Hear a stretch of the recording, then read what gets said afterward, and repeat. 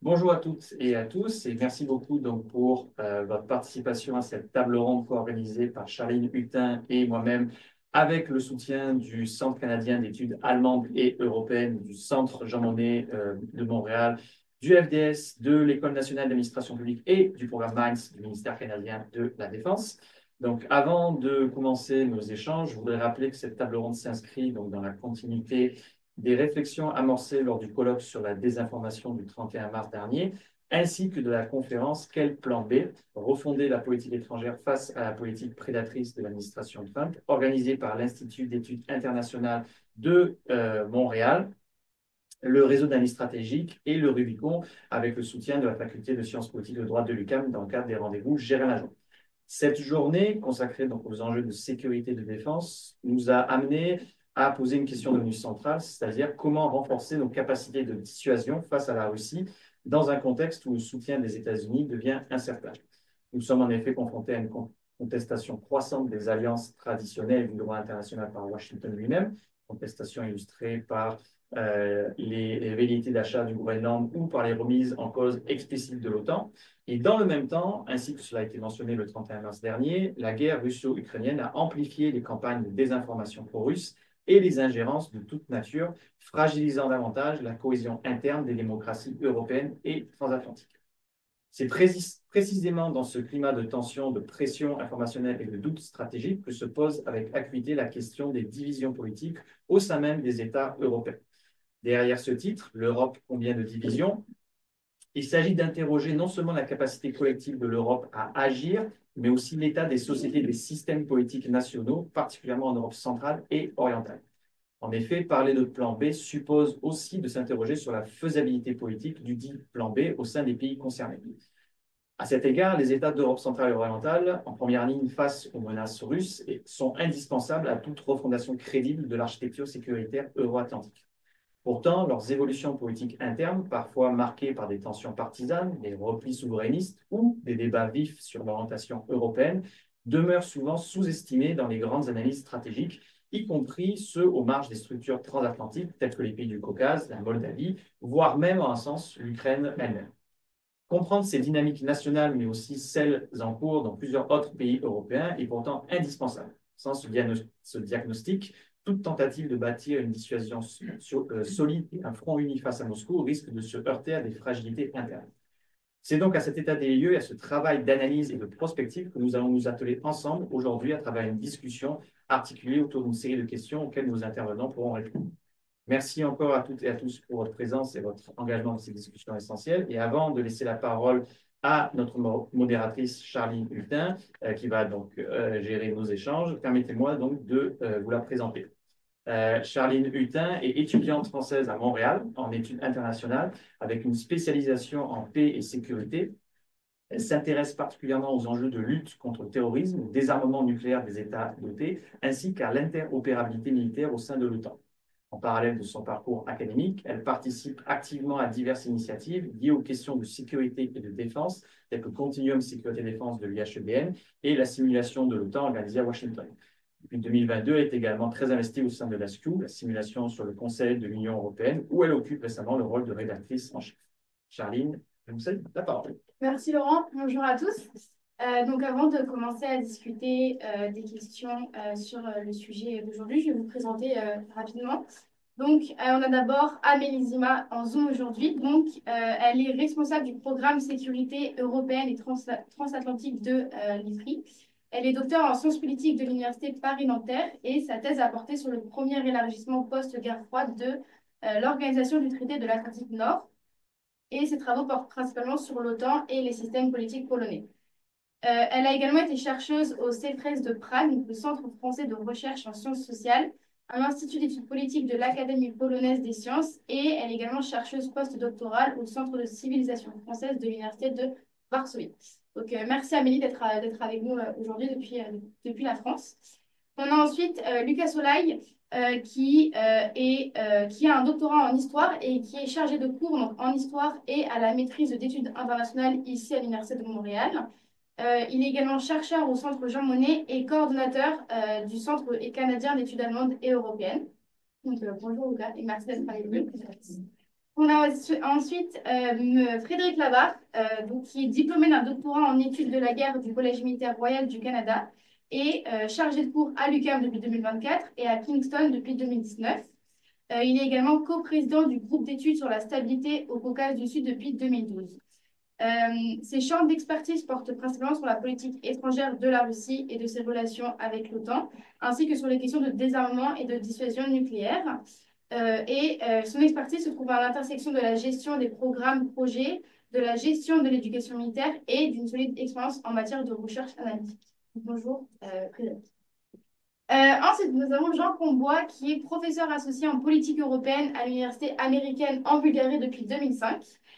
Également titulaire d'un doctorat en histoire de l'Europe contemporaine de l'Université libre de Bruxelles et d'un diplôme post-gradué en sciences politiques de l'Université d'Essex. En plus de ça, il a été chercheur post-doctorant, je vais écorcher le nom, je pense, Wiener Anspach. Wiener Anspach. Parfait, merci. Au collège de Balliol et au département d'histoire moderne à l'université d'Oxford, chargé de cours en politique internationale à l'université, je vais encore écorcher le nom, d'Al Al-Kawen, parfait, au Maroc. Et enfin, chercheur visiteur au Centre d'histoire contemporaine de l'université d'Oxford au printemps 2020 et de Georgetown en 2024. Et enfin, nous avons Magdalena Deminta, qui est professeure titulaire au département de sciences politiques de l'Université de Montréal et également membre du Centre canadien d'études allemandes et européennes, du CERIUM et du CEPSI. Et elle s'intéresse aux politiques identitaires, aux conflits ethniques, à la réconciliation et à l'intégration interethnique en Europe centrale et en espace post-soviétique. Bonjour Magdalena. Et enfin, j'allais vous oublier, nous avons Laurent Borzio, donc co-organisateur de cette table ronde, donc, qui est chercheur post-doctoral à l'ENAP, donc l'École nationale d'administration publique. Il est également membre du réseau d'analyse stratégique, chercheur associé au Centre canadien d'études allemandes et européennes, du Centre Jean Monnet et du Centre d'études sur la sécurité internationale et la coopération européenne de l'Université de Grenoble. C'est un long nom. Il est également fondateur de l'association française Forum de défense et de stratégie et cofondateur du Rubicon. Laurent co-anime aussi le balado francophone Conseil de sécurité du RAS avec donc la professeure Sarah Myriam Martin-Goulet. Et il est également spécialiste de l'architecture sécuritaire transatlantique en Europe et en Arctique. Et ses travaux portent sur les politiques de défense du Canada, de la France et de l'Allemagne, ainsi que sur la politisation des enjeux de défense. Merci Laurent. Donc, ceci étant dit, on va pouvoir passer à la première question qui est plus un état des lieux actuel de ce qui se passe dans les États pour lesquels vous allez pouvoir un peu discuter, expliquer la situation.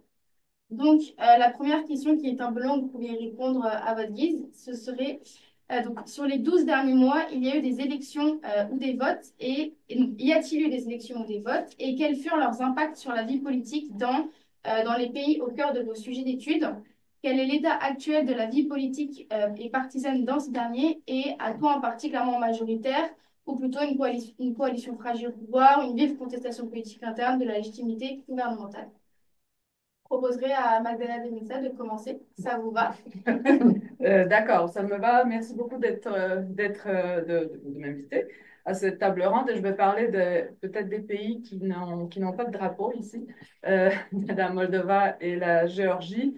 Donc, deux pays qui, tout le monde ici sait, sont dans la foulée de la guerre russo-ukrainienne, ont l'accès à l'Union européenne. Ils l'ont obtenu, mais depuis, il y a de l'eau qui a coulé. Et effectivement, on est dans une phase de beaucoup d'instabilité en Géorgie, puis en Moldova, c'est très, très, très ambigu.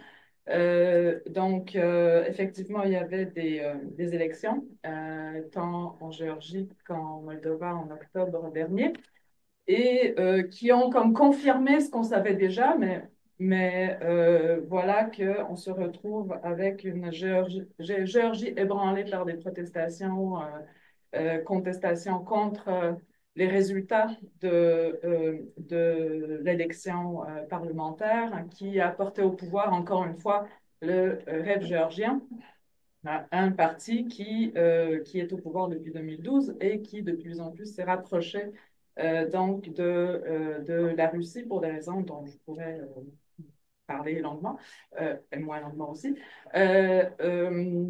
qui s'est donc rapproché de la Russie et qui a introduit certaines lois qui étaient contestées bien avant les élections. Et présentement, ce parti reste au pouvoir. Il n'est pas reconnu par la communauté internationale. Finalement, les pays occidentaux n'ont pas reconnu les résultats des élections depuis plus de 100 jours. Les manifestations, surtout en ville, dans la Tbilissi, continuent jour et nuit pour protester contre euh, le rêve géorgien qui se maintient bien au pouvoir et qui est majoritaire suite à ces élections contestées, bien entendu, donc tient bon et continue d'introduire des lois qui sont disons, des valeurs européennes, etc., etc. Et peut-être ce qui est important à noter, c'est que le rêve géorgien, suite aux élections, a aussi annoncé le gel du processus d'adhésion à l'Union européenne jusqu'en 2028. Et c'est ça aussi qui a encore plus provoqué, bien entendu, les protestations. Pas tout à fait au travers du pays. Encore une fois, il y a différentes raisons pourquoi euh, on peut expliquer le maintien au pouvoir du rêve géorgien, soit par la, par la géographie, par l'histoire et par la partisanerie. La géographie, parce que la Russie est juste à côté, et bien entendu, on a peur de poke the bear, donc de provoquer le voisin qui est juste à notre porte et qui occupe aussi des territoires, 20% des territoires de la Géorgie, en Abkhazie et en Ossétie du Sud. On a la mémoire de la guerre de 2008, hein, très fraîche et très, très, très présente et traumatisante pour la plupart des habitants, ce qui veut dire qu'on a très peur d'une ouverture d'un second front dans la foulée de la guerre en Ukraine, etc. Et donc de l'invasion finalement de la Russie en Géorgie. Donc ceci maintient un peu cette menace perçue pour, maintient le rêve géorgien au pouvoir, mais aussi avec le rêve géorgien, il y a eu une augmentation, une croissance économique finalement, et une sorte de stabilité qui aussi est rassurante pour les résidents de la Géorgie, malgré leur volonté lointaine future d'adhérer à l'Union européenne. À peu près 85% de la population toujours veut adhérer à l'Union européenne, mais toute cette question de mémoire collective, de la menace possible et de l'instabilité potentielle à court terme est en question. Puis en Moldova, je vais aller vite parce que j'ai déjà pris, je pense, trop de temps. Moldova, c'est complètement différent finalement. Moldova a eu des élections en octobre 2024 qui étaient joints aux élections, au référendum aussi sur l'inscription de l'adhésion à l'Union européenne dans la Constitution moldave. Pour faire l'histoire courte, le parti pro-européen PAS de la présidente Maya Sandu a gagné, le référendum est passé, le oui est passé, mais je ne sais pas, par la peau des fesses? Oui. C'est bon? Vraiment par la peau des fesses, et on peut l'expliquer on peut l'expliquer par des informations, etc. Mais quand même, là aussi, la démographie, là, il y a démographie histoire qui entre en jeu, et aussi ce qui est à noter, je pense, et c'est important pour les prochaines élections qui s'en viennent avant octobre 2025, c'est le fait que le oui a passé et Maya Sandu a été reconduite comme présidente par les votes des Moldaves qui vivent à l'extérieur de la Moldova. À l'intérieur de la Moldova, le non a gagné. Donc, c'est aussi à tenir en compte, surtout pour les prochaines élections, dont je ne connais pas précisément tout à l'heure. Je m'arrête là. Merci. Est-ce que Jean, vous voulez nous parler aussi de la Bulgarie, par exemple? Alors, la Bulgarie, un peu de contexte. On parle d'un pays qui est confronté à une instabilité politique endémique Pour donner une idée, depuis 2021, il y a eu 6 élections qui ont été organisées en Bulgarie, donc ça vous fait un nombre assez impressionnant. Euh, Cette instabilité politique est provoquée par une extrême volatilité des résultats électoraux, la multiplication de partis politiques et de nouveaux partis politiques aux références idéologiques extrêmement minces. On parle de différents degrés de populisme, mais là, c'est une grande discussion et je ne vais pas la commencer maintenant.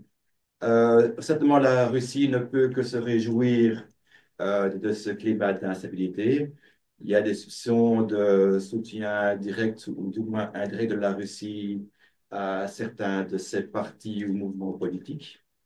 Euh, il y a eu des élections au mois d'octobre, des élections en octobre 2024, qui faisaient suite à des élections en 2023, au printemps 2023, qui avaient abouti sur une coalition assez inédite entre deux partis.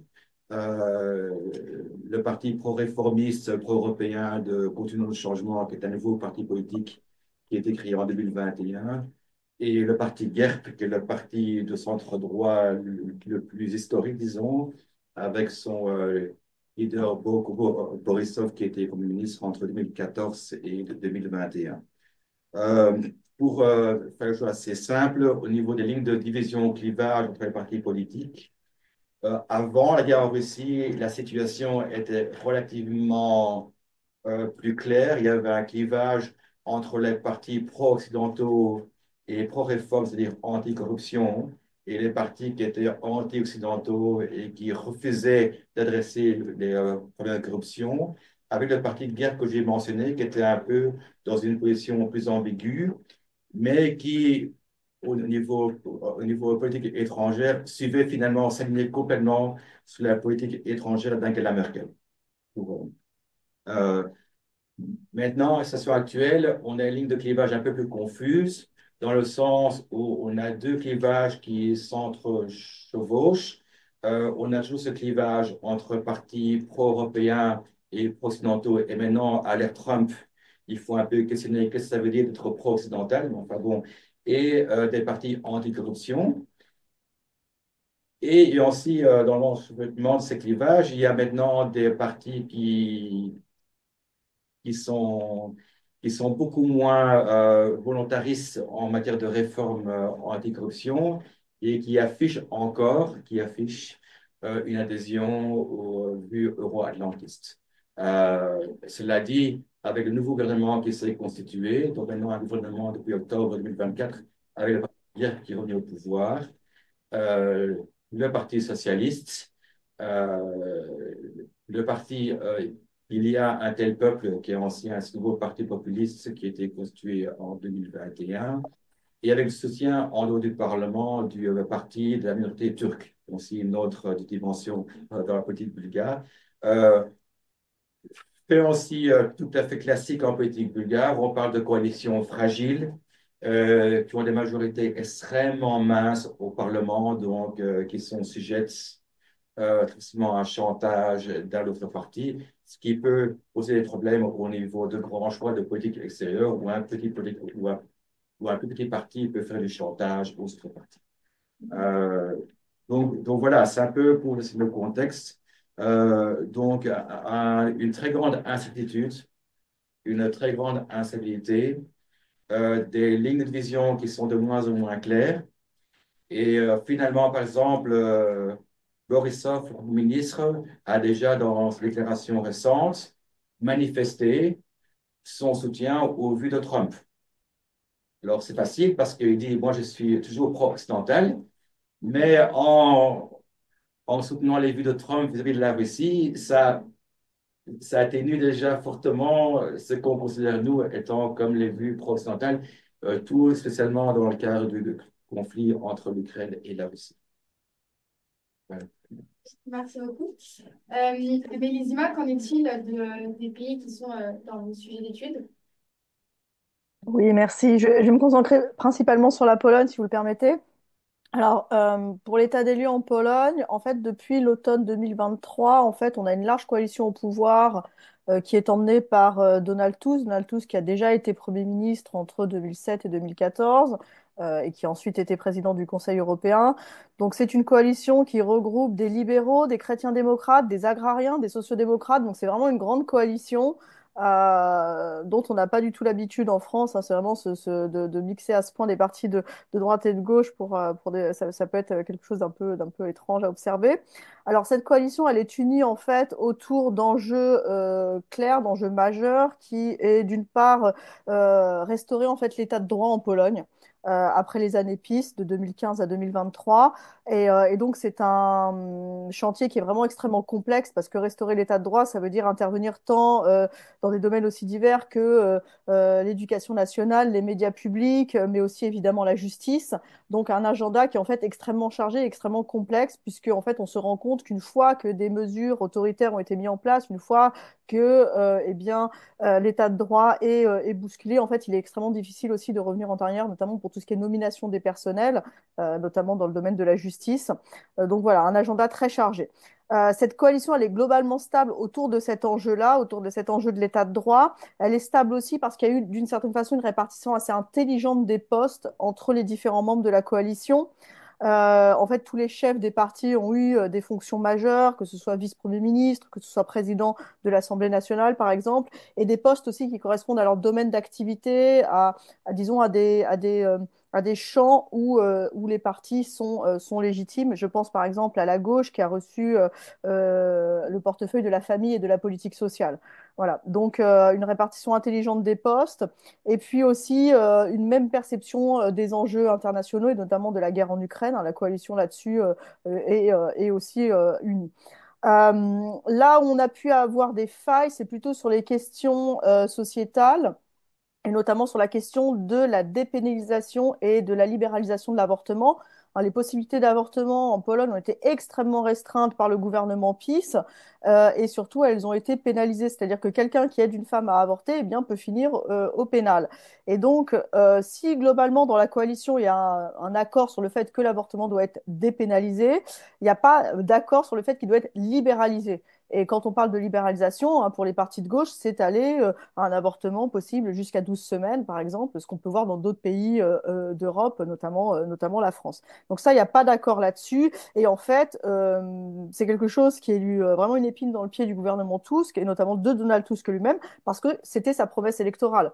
Et s'il s'est fait élire, et notamment s'il s'est fait élire aussi par le vote des femmes, c'est parce qu'il avait promis cette dépénalisation et cette libéralisation de l'avortement. Et là, pour l'instant, il n'arrive pas à faire passer justement cette mesure, mais parce que ça, c'est aussi c'est dû à la nature de la grande coalition. Vous avez aussi des chrétiens démocrates, notamment le parti Troisième Voie, qui ne veut pas une libéralisation totale de l'avortement. Alors, le rapport de force politique, de façon générale, il est extrêmement favorable pour la coalition au pouvoir, hein, qu'on appelle la KO, la coalition civique. Ils ont la majorité à l'Assemblée nationale, ils ont la majorité également au Sénat. Ils ont également une majorité au niveau local, hein, c'est-à-dire qu'ils dirigent la majorité des régions et ils dirigent toutes les grandes villes avec leurs partenaires. Donc, disons qu'ils ont vraiment un champ assez libre pour appliquer leur politique. La seule chose qu'ils n'ont pas, c'est la présidence. Puisque la présidence, en fait, est toujours en fait un président issu du PiS, hein, qui est Andrzej Duda, qui est en train de finir son deuxième mandat, puisque les élections auront lieu au mois de mai, on en reparlera dans une question suivante. Et donc ça peut gêner en fait la politique parce que le président a un droit de veto. Et le président, en fait, a un pouvoir de nomination, et un pouvoir de nomination qui est important, en fait, pour toutes les questions, notamment d'affaires extérieures et de défense, puisque c'est le président qui nomme les ambassadeurs, et c'est le président qui nomme aussi le chef d'état-major des armées. Et là, on a notamment le ministre des Affaires étrangères, qui est donc issu de la plateforme civique, PO, Radosław Sikorski, qui aimerait modifier une cinquantaine d'ambassadeurs, et donc il ne peut pas. Donc, il est obligé d'attendre en fait la prochaine élection présidentielle pour obtenir ces nouvelles nominations. Donc voilà, c'est vraiment ça qui peut gêner l'action du gouvernement pour l'instant. Mais sinon, on a quand même une coalition qui reste relativement stable et donc une continuité de la politique aussi qui est permise par le fait qu'ils ont la majorité tant au niveau national que local. Voilà. Merci. Frédéric Labarre, qu'en pensez-vous? Bien, dans le cas de, je vais prendre l'Estonie comme figure de cas pour les pays baltes. En ce qui concerne l'Estonie, on a eu des élections en 2024 qui ont amené le parti Reformierea au pouvoir avec pas une faible majorité parce qu'elle doit composer avec le parti ST 200. Donc, ce qu'on a, c'est qu'on a une genre de coalition qui est centre-centre-gauche qui est capable de gouverner ainsi. Le problème, c'est la droite qui se fragmente un tout petit peu, mais cependant qui grossit en influence de plus en plus. Ce qui est intéressant, c'est que les russophones qui ont le droit de voter ont tendance à voter vers le centre, alors que les partis de droite, ce sont des partis de droite qui sont ethniques estoniens, franchement radicaux. Le dernier parti en lice qui est arrivé, c'est le parti EKRE, Eesti Conservative, excusez-moi, j'ai besoin de mes lunettes, Conservative Rahvaerakond, donc c'est le parti EKRE, semble être le genre de parti qui laisse présager un peu un véhicule d'ingérence de la Russie. Pourquoi est-ce que je dis ça? C'est qu'en 2021, il y avait encore des discussions sur les démarcations des frontières entre l'Estonie et la Russie. Comme vous savez, c'était une condition pour que l'Estonie et les pays baltes deviennent membres de l'OTAN. Cette condition-là, et d'autres, n'ont jamais été remplies. Malgré tout, les pays baltes ont été admis à l'OTAN. Maintenant, il est temps de régler la question des frontières. Et bien que jusqu'en 2021, on était très, très près d'un accord, c'était le parti d'extrême droite, EKRE, qui insistait pour qu'on mentionne ou qu'on fasse référence au traité de Tartu de 2020 afin qu'on puisse, soi-disant, assurer la continuité légale de l'Estonie des années 20-30 jusqu'à aujourd'hui. Sauf que le traité de Tartu est extrêmement inconvénient parce qu'il présume une Estonie qui est beaucoup plus grande. Ce qui fait dire, bon, ce qui donne un prétexte à la Russie de dire non au nouveau traité frontalier. Donc, il laisse des frontières extrêmement floues. Extrêmement floues, suffisamment floues pour la Russie,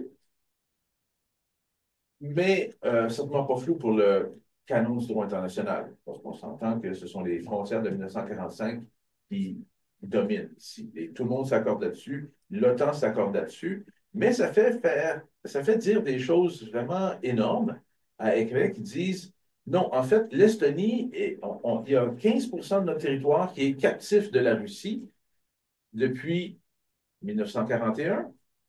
Et donc, l'Estonie se trouve dans une situation d'article 5. Nous sommes occupés par la Russie. Donc, une mesure de provocation qui cause des tensions qui est hautement embarrassant pour réformer un compte, mais en même temps, depuis la guerre d'Ukraine, les Estoniens, tout sages qu'ils sont et tout posés qu'ils sont, ont flairé le danger et ont réduit un tout petit peu l'influence de la droite qui demeure quand même assez solide quand même. Donc, autrement dit, j'ai entendu dire, je ne m'appuierai pas là-dessus, j'ai entendu dire que depuis l'élection de Donald Trump, il y a eu certaines modifications concernant les lois électorales. Je vais essayer de me renseigner un peu plus par la suite, mais j'ai un collègue, un ami d'origine américaine, vraiment américaine, pas estoniano-américaine, mais américaine, qui vit en Estonie depuis 1992. Et il a donc le droit de vote parce qu'il parle estonien. Mais parce que M. Trump semble avoir changé de camp, les Américains qui ont le droit de vote, qui avaient le droit de vote en Estonie, se retrouvent sans droit de vote. Il y a eu une modification à la loi électorale. D'après ce que je comprends, ils n'ont plus le droit de vote. Donc, on ne fait pas confiance à la direction que les Américains prennent pour l'instant. Donc, ne soulignons pas ça trop rapidement, mais c'est récent, ça. Il y a quelques semaines seulement, et je n'ai pas tous les détails. Donc, c'est un phénomène intéressant qui rappelle justement l'interdiction de donner le droit de vote aux russophones qui ont été installés en Estonie et aussi en Lettonie après 1940. Donc, on ne veut pas d'occupants qui déterminent les destinées politiques du pays. On peut les comprendre. Ceci dit, le rythme auquel les apatrides obtiennent le droit de vote n'a pas changé. Il y a 3000 apatrides qui obtiennent le droit de vote et donc la citoyenneté estonienne, habituellement des russophones, depuis à chaque année en général. Donc, ce processus-là ne change pas. Ce qui est intéressant de voir, c'est que les russophones qui ont le droit de vote, même ceux qui sont nés après, qui sont arrivés en Estonie après 1940, ont habituellement tendance à voter vers le centre, et alors que l'extrême droite est captive de certains Estoniens qui ont peut-être des loyautés moscovites, parce que je m'interroge toujours sur l'attrait de l'extrême droite dans à peu près tous les pays pour des politiques qui sont poutinistes. Donc, je vais m'arrêter là-dessus. Merci beaucoup. Et si on va de l'autre côté de l'Europe, en Italie, Luca, qu'est-ce que vous pouvez nous dire sur l'Italie? Donc, l'Italie, on est vraiment au milieu de la législature parce que les élections ils ont eu lieu en septembre 2022 et on aura les prochaines élections à l'automne 2027 parce que la législature, ça dure 5 ans. Donc, on est dans une situation de départ, vous le savez, bon, on a une coalition de majorités qui est assez variée avec un parti post-fasciste conservateur, Fratelli d'Italia, Fratelli d'Italia de Giorgia Meloni, accompagné de autres partis majeurs qui sont la Lega, qui est un parti de droite identitaire et c'est conservateur et rationnel sur certains thèmes, et le centre-droite, on peut dire plus modéré, qui c'est l'ancien parti de Silvio Berlusconi, Forza Italia. Contre une opposition qui est assez fragmentée entre les partis démocrates, centre-gauche, la gauche avec les partis de Verts qui est assez minoritaire, et le mouvement 5 étoiles, qui est un parti qui serait positionné dans la gauche, mais qui a perdu beaucoup vraiment de votes par rapport aux élections de 2018, parce qu'il était passé de quand même avoir 32% des votes à autour de 14% dans les dernières élections. À l'intérieur de la majorité, on a quand même une situation qui est extrêmement, on peut dire, de proportions variables, parce que Fratelli d'Italia a vraiment une majorité écrasante du consensus, a une majorité écrasante du consensus, qui était confirmé aussi aux élections européennes de 2024. Donc, il y a pratiquement 3 fois les votes des 12 autres partis qui l'accompagnent à l'intérieur de la majorité, et donc clairement donne au président du Conseil, Giorgia Meloni, une possibilité de faire passer ces politiques de façon de plus en plus claire. Mais tout ça, en 2022, les années suivantes, c'est encadré dans un contexte quand même assez stable par rapport à la politique internationale italienne. Dans le sens que déjà avec le gouvernement précédent, le gouvernement de coalition qu'avait à la tête Mario Draghi, il y avait eu un support assez immédiat vers l'Ukraine à la suite de l'invasion russe de début 2022. Qui a fait en sorte que Meloni s'encadrait dans la même continuité par rapport à la politique étrangère, et qui a pu aussi avoir les votes favorables, pas seulement des partis de majorité, mais aussi, pour exemple, du Parti démocrate, parce que le Parti démocrate a déjà appuyé les gouvernements Draghi avant. Donc, c'est trouvé dans une situation presque idéale, Meloni, pour continuer pratiquement la politique étrangère de Draghi. Ça a lourdement changé, par contre, avec l'élection de Donald Trump. L'élection de Donald Trump a fait en sorte que toute on peut dire, cette continuité commence à basculer pour l'Italie. Parce que Meloni, on sait qu'elle est assez proche à Trump d'un point de vue idéologique. On sait que c'est l'unique président du Conseil, l'unique représentant du pays européen qui était à la sémentation de Trump. Mais Trump a changé beaucoup, comme on sait, les donnes par rapport à la question ukrainienne. Et donc, Meloni, qui était une des plus ferveurs supporters de l'Ukraine dans les conflits avec la Russie, là, se trouve mal prise. Se trouve mal prise parce que il doit essayer de composer avec ses sympathies avec l'administration Trump et son ancien support à l'Ukraine, mais aussi à la nouvelle Commission européenne de Ursula von der Leyen, parce qu'il faut dire aussi qu'elle a voté à favor de la Commission de novembre. mais elle risque de perdre de consensus à l'intérieur de la coalition parce que la Lega, qui essaie on peut dire, d'attraper tous les votes de la droite plus extrême qui sont contre certaines politiques, de politique étrangère de l'Italie, mais là, il a un espace politique pour pouvoir essayer de jouer un rôle différent. Donc, on voit déjà la Lega qui s'est positionnée sur la politique de Trump, à faveur d'un rapprochement avec Poutine, contre totalement contre le l'armement européen, n'importe sous quelle forme. Et donc, tous ces changements qui arrivent dans l'étranger peuvent mettre vraiment en danger la cohésion du gouvernement qui semblait être vraiment immuable, comme on a dit. L'Italie est extrêmement stable. Il était jusqu'effectivement l'élection de Donald Trump. Donc, pour les prochains mois, on n'a pas des élections qui s'en viennent, comme je dis tout de suite, mais par contre, on voit vraiment beaucoup d'opposition à l'intérieur du gouvernement. Fratelli d'Italia qui est dans une position médiane entre les côtés plus pro-russes et pro-Trump de la Lega et les côtés très européens de Forza Italia, qui fait partie du Parti populaire européen, donc les mêmes de Ursula von der Leyen. Donc, pour la suite, on va voir comment la situation va évoluer, mais c'est sûr que l'Italie devient un cas à garder de près parce qu'il pourrait avoir vraiment certains bouleversements et après on pourrait continuer sur d'autres thèmes plus spécifiques.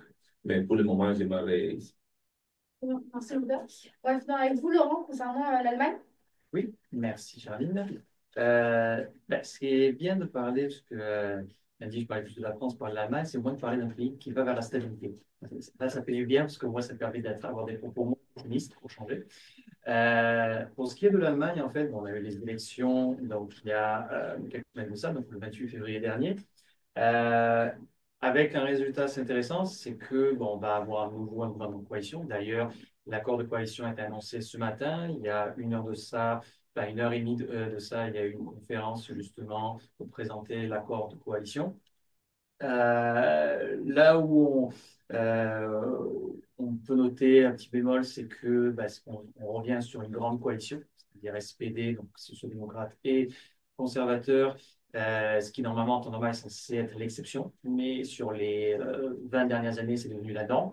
Donc, c'est quand même un petit peu problématique de manière générale, mais on va quand même vers une stabilité, puisque donc, il y a un gouvernement qui va être formé donc, les deux grands partis, ex-grands partis cumulés quand même en plus de 55% des sièges et qui ont tenu des votes.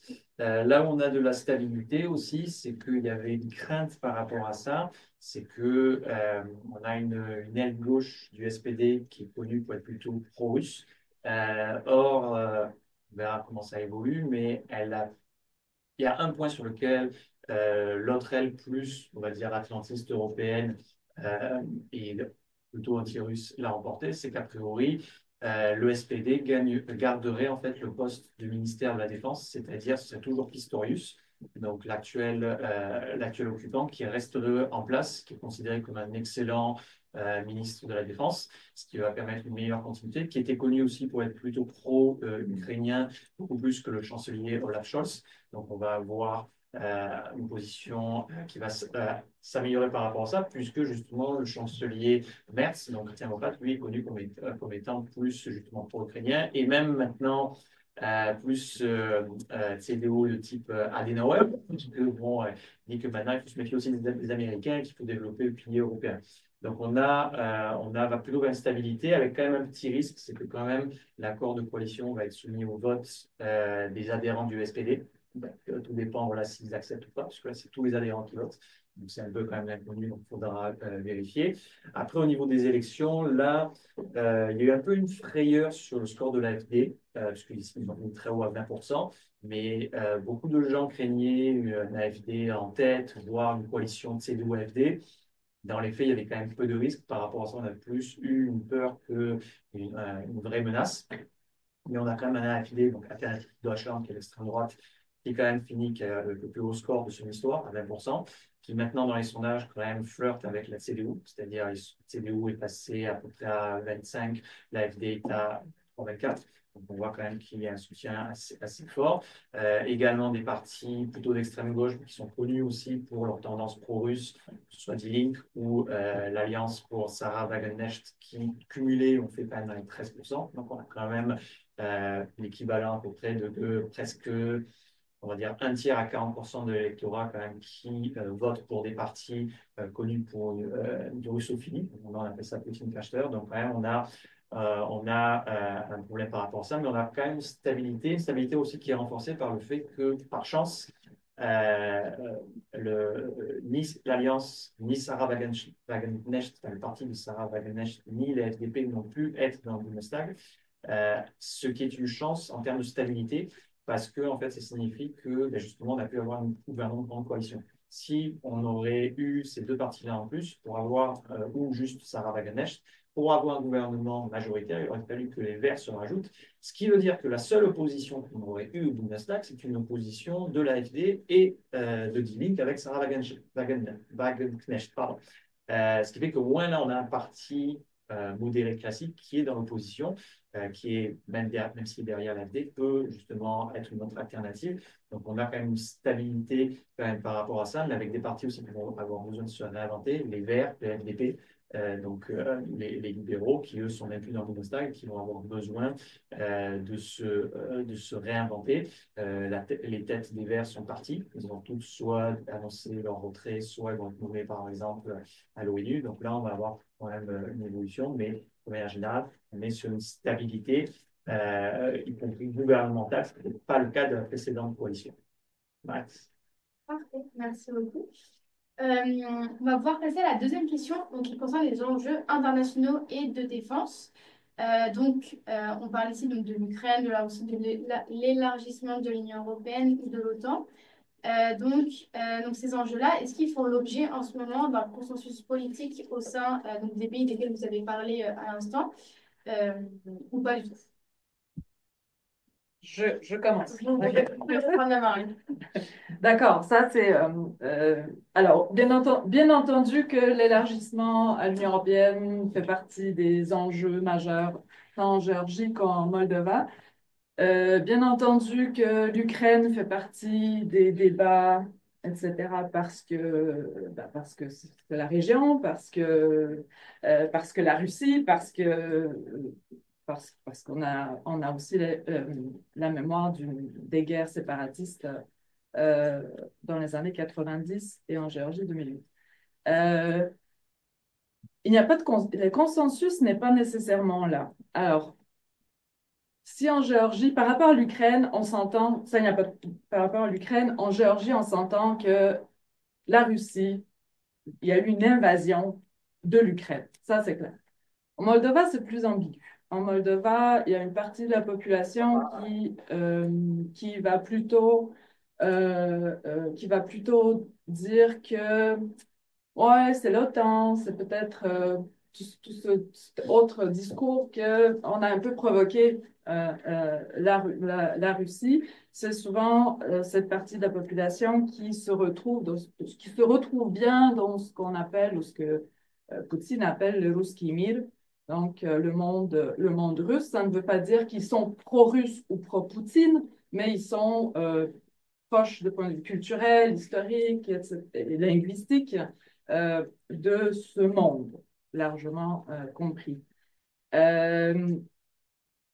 Quant à la politique, tout ce qui est politique de défense, l'OTAN, etc., il y a des différences aussi entre la Géorgie et la Moldova. En Géorgie, l'adhésion à l'OTAN est inscrite dans la Constitution, tout comme l'adhésion à l'Union européenne.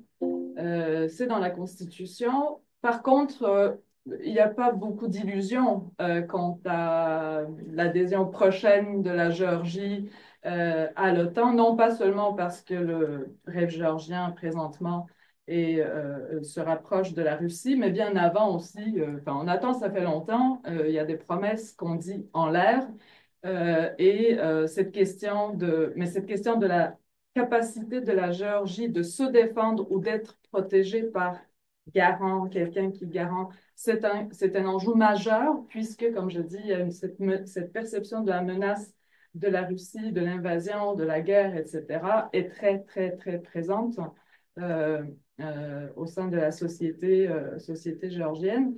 Ce qui veut dire, justement, on ne compte pas sur le temps, on n'est pas certain qu'ils vont intervenir si jamais la Russie intervient. Puis la Russie, si elle intervient, elle a 40 kilomètres à parcourir jusqu'à Tbilissi, puis on s'entend qu'en 3 jours, en 3 jours, Tbilissi tombe. Tbilissi n'a jamais, depuis plus de 20 ans, il n'a pas investi dans la défense, dans les questions militaires, etc. Donc, ils sont extrêmement vulnérables ici.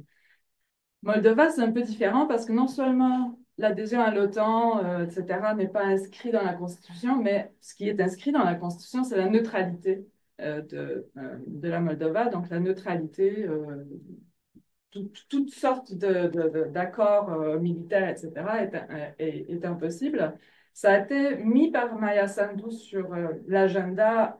Elle a tâté le terrain, disant, mais il y a une résistance majeure pour qu'on reste neutre et ce changement de la constitution dans ce sens-là ne semble pas être envisageable. Par contre, bien entendu, dans la foulée de la guerre en Ukraine, toutes les questions de défense, de la militarisation, etc., sont très présentes, mais ne sont pas nécessairement consensuelles. Donc, à quel point est-ce qu'on devrait se militariser, former l'armée moldave, qui est, on s'entend, c'est 7000 hommes qui ne sont pas très actifs non plus, puis tout ce qui est l'armement soviétique désuet, etc. Ça a un peu changé ces derniers 2 ans, 3 ans. Mais ici, donc, tout ce qui est ce n'est pas tout à fait consensuel. Qu'est-ce qu'on devrait faire ici, même si, bien entendu, la sécurité pour les Moldaves, c'est de naviguer entre les deux. Ça serait comme pour eux, ça serait l'idéal, mais ils sont devant le fait un peu accompli. Il faut faire des choix, ce qu'ils n'aiment pas vraiment. Quant à l'Union européenne, ici aussi, bien entendu, c'est un enjeu majeur. Je vais juste remarquer, parce qu'on a tendance de penser que les enjeux électoraux, tant en Géorgie comme en Moldova, c'était l'Union européenne, l'adhésion à l'Union européenne, etc. Mais quand on regarde ce que les priorités exprimées à la société, c'est pas du tout ça. C'est l'économie, le bien-être, la corruption, l'inflation. C'est vraiment, ça vient en priorité sur qu'est-ce que les gens aimeraient qu'on règle. Et l'Union européenne, ou dans le cas de la Moldavie, le choix de l'Union eurasiatique est toujours un choix pour la société moldave. Ça vient en 10e place. Donc, on a tendance à comprendre les résultats des élections dans le contexte géopolitique, mais c'est pas ça nécessairement, c'est pas pour ça que les gens votent. Ce qui explique donc les demandes sont différentes, puis on regarde les partis politiques pour ce qu'ils peuvent apporter dans le quotidien immédiat. Donc, tout ça étant dit, bien entendu, l'Union européenne est un enjeu. L'adhésion à l'Union européenne, comme j'ai mentionné en Géorgie, la société, on sait, l'opinion publique est très favorable à l'adhésion à l'Union européenne, mais encore une fois, un peu désillusionnée. Et donc, toutes les priorités autres prennent le dessus, sécurité, menaces potentielles, économie, bien-être et le prix du vin, parce que je travaille sur les deux pays qui produisent du vin, c'est très agréable, mais c'est une préoccupation véritable dans les 2 cas. Et donc, le paradoxe en Géorgie, c'est qu'on est pro l'Union européenne, ça, il n'y a pas de question là. Pourtant, les politiques font totalement l'inverse, d'où les protestations dans les grandes villes. Mais en même temps, monsieur, madame lambda, leur préoccupation n'est pas là. En Moldavie, c'est beaucoup plus ambigu parce que ça a toujours été très ambigu parce que depuis des années, des dizaines d'années, ces partis pro-russes versus pro-européens obtiennent 45, 51, 51, 45 de vote populaire. Donc, ça a toujours été indécis Il y a des partis politiques en Moldova qui sont beaucoup plus proches de la Russie et des intérêts russes que de l'Union européenne. Il s'agit du Char, qui a été finalement un parti politique qui a été interdit parce que l'oligarque fuit Moldova, mais il a toujours beaucoup d'influence en Moldova, notamment à travers le Parti communiste, etc. Donc, bref, il y a des partis qui sont plus russophones, d'où l'enjeu des prochaines élections parlementaires qui viendront. Je vais juste retourner sur une... J'ai deux pays, hein. Alors, je me permets de prendre un peu plus de temps. C'est en Géorgie, ce qu'on oublie aussi souvent, c'est que l'opposition pro-européenne est très fragmentée, est extrêmement fragmentée. Ce qui ajoute cette perception que, OK, mais une fois au pouvoir, qu'est-ce qu'ils vont pouvoir accomplir? C'est l'instabilité, c'est des égos, c'est des programmes différents, etc., etc. Mais elle est extrêmement fragmentée. La présidente Zoubalishvili a réussi quelque part à unir cette opposition autour de ce point commun qui est l'Union européenne, mais à part ce point commun, il n'y a pas grand-chose de commun. Et ça aussi, bien entendu, pour l'électeur, c'est l'insécurité, l'instabilité, etc., qui entre en ligne de compte. Puis, juste pour faire l'histoire courte, maintenant, le rêve géorgien est au pouvoir et le président non reconnu par la communauté internationale, mais qui a été nommé par le Parlement euh, géorgien, dominé par le rêve géorgien, a remplacé Zurabishvili. Mais il n'y a pas d'élection présidentielle parce qu'il y a eu changement de loi électorale a changé en 2018 et ce n'est plus dans un suffrage universel qu'on choisit les présidents. C'est pour la première fois où il y a tout arrivé en même temps. Bref. Oui. Ok, merci. Donc, pour rappel, la Bulgarie a rejoint l'OTAN en 2004 et a adhéré à l'Union européenne en 2007. Et certainement, la crise de 2014 était un premier test pour la politique étrangère bulgare. Cela étant dit, c'était encore Borisov qui était Premier ministre et il a maintenu une ambiguïté vis-à-vis de la Russie.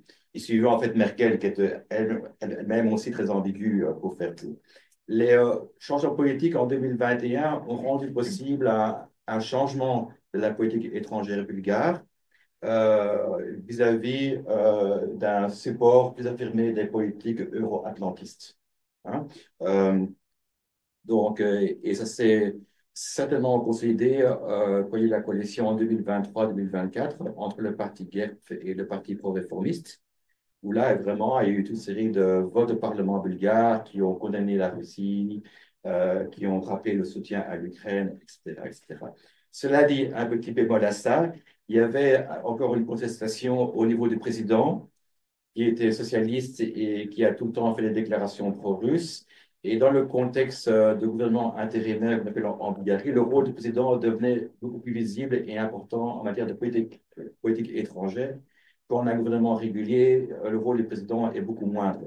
Par exemple, c'est le président qui allait au sommet de l'OTAN, au sommet européen, dans le cadre du gouvernement intérimaire. Mais maintenant qu'un gouvernement en exercice, c'est le Premier ministre qui assiste, qui prend part à toutes ces réunions. Cela dit, donc, les votes aussi en Parlement n'étaient pas basés sur l'opposition contre la majorité, c'est les partis d'opposition votaient en faveur de ces résolutions, alors que des partis pro-russes à l'intérieur de la coalition votaient contre ou s'abstenaient ou ne participaient pas au vote. Donc, c'est-à-dire, on parle d'un consensus, mais un consensus au niveau des élites. Ce n'est pas un consensus qui est appuyé par l'opinion publique. L'opinion publique a d'autres priorités, comme il a été mentionné aussi. Et quand on voit toutes les données qui sont disponibles, l'opinion publique est certainement beaucoup moins pro-euro-atlantiste que les élites.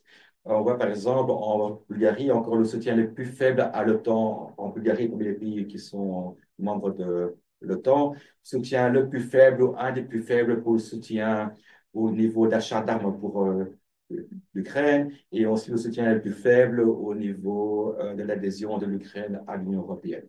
Hein. Euh, c'est un consensus fragile. Il y a aussi des forces politiques qui sont clairement pro-russes. Hein. Le Parti socialiste, j'ai déjà mentionné, et le parti d'extrême droite, qui s'appelle Renaissance et qui est clairement pro-russe. Hein. Alors, plus récemment, par exemple, euh, la Bulgarie est un des rares pays qui n'a pas conclu d'accord de sécurité avec l'Ukraine. Il y a eu un vote au mois de décembre 2024 par lequel les parlementaires, à une assez écrasante majorité, ont voté une résolution qui interdisait l'envoi de troupes bulgares en Ukraine, ce qui pose la question d'une possible participation des troupes bulgares à une possible force qui serait déployée en Ukraine dans le cadre d'un cessez-le-feu, avec beaucoup de questions. Euh, et donc, ça, c'est quand même assez important à souligner. Et en fin de compte, on sait plus récemment, comme je l'ai dit, ah oui, il y a j'ai lu ça dans la presse hier soir bulgare, Donald Trump Jr. Va faire en fait une tournée dans les pays d'Europe du centre et de l'Est. Et il passera par la Roumanie à une semaine avant les élections, à quelques semaines avant les élections, qui ont aussi quelque chose d'extrêmement significatif. Il passera par la Bulgarie. Donc, apparemment, il apparaît qu'il y a un agenda au niveau de l'administration Trump de rallier ces pays à leur agenda par rapport à la Russie, par rapport à leur vision de la démocratie, etc., etc. Et donc, il va quand même regarder ça avec intérêt. Et je crois que le principal défi pour la politique étrangère bulgare, c'est s'il y a un hiatus entre les positions européennes et les positions des États-Unis, où la Bulgarie va-t-elle se placer. Et je pense que la tentation sera très grande de suivre à la fois aussi pour des raisons domestiques, parce que Trump, quand il va venir, Donald Trump Jr., il va en fait soutenir toutes ces forces qui sont non libérales. Il va certainement aussi atténuer ses critiques en matière de corruption, en matière de malgouvernance. Qu'est-ce qui va se passer au niveau de la loi Magnitsky? Un des leaders politiques bulgares est inscrit sur la liste Magnitsky. Est-ce que cette liste va être modifiée? Je ne sais pas, pour ça, il faut un vote au Congrès, ce qui est un peu plus difficile.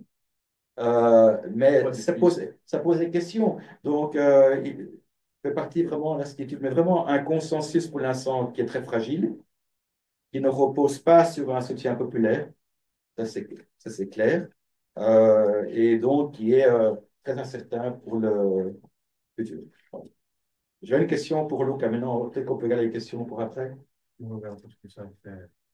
Enfin, je vais poser la question, mais Luca répondra tout à l'heure. En fait, la question, c'est savoir, est-ce que Emmanuel serait tenté de prendre un leadership de tous ces pays pro-Trumpistes en Europe, vu ses affinités avec Trump et avec Orban. Donc, il y aura Orban, Meloni et tous ces pays d'Europe centrale de l'Est qui ont un tropisme pro-Trump. Ça fait une question. Amélie?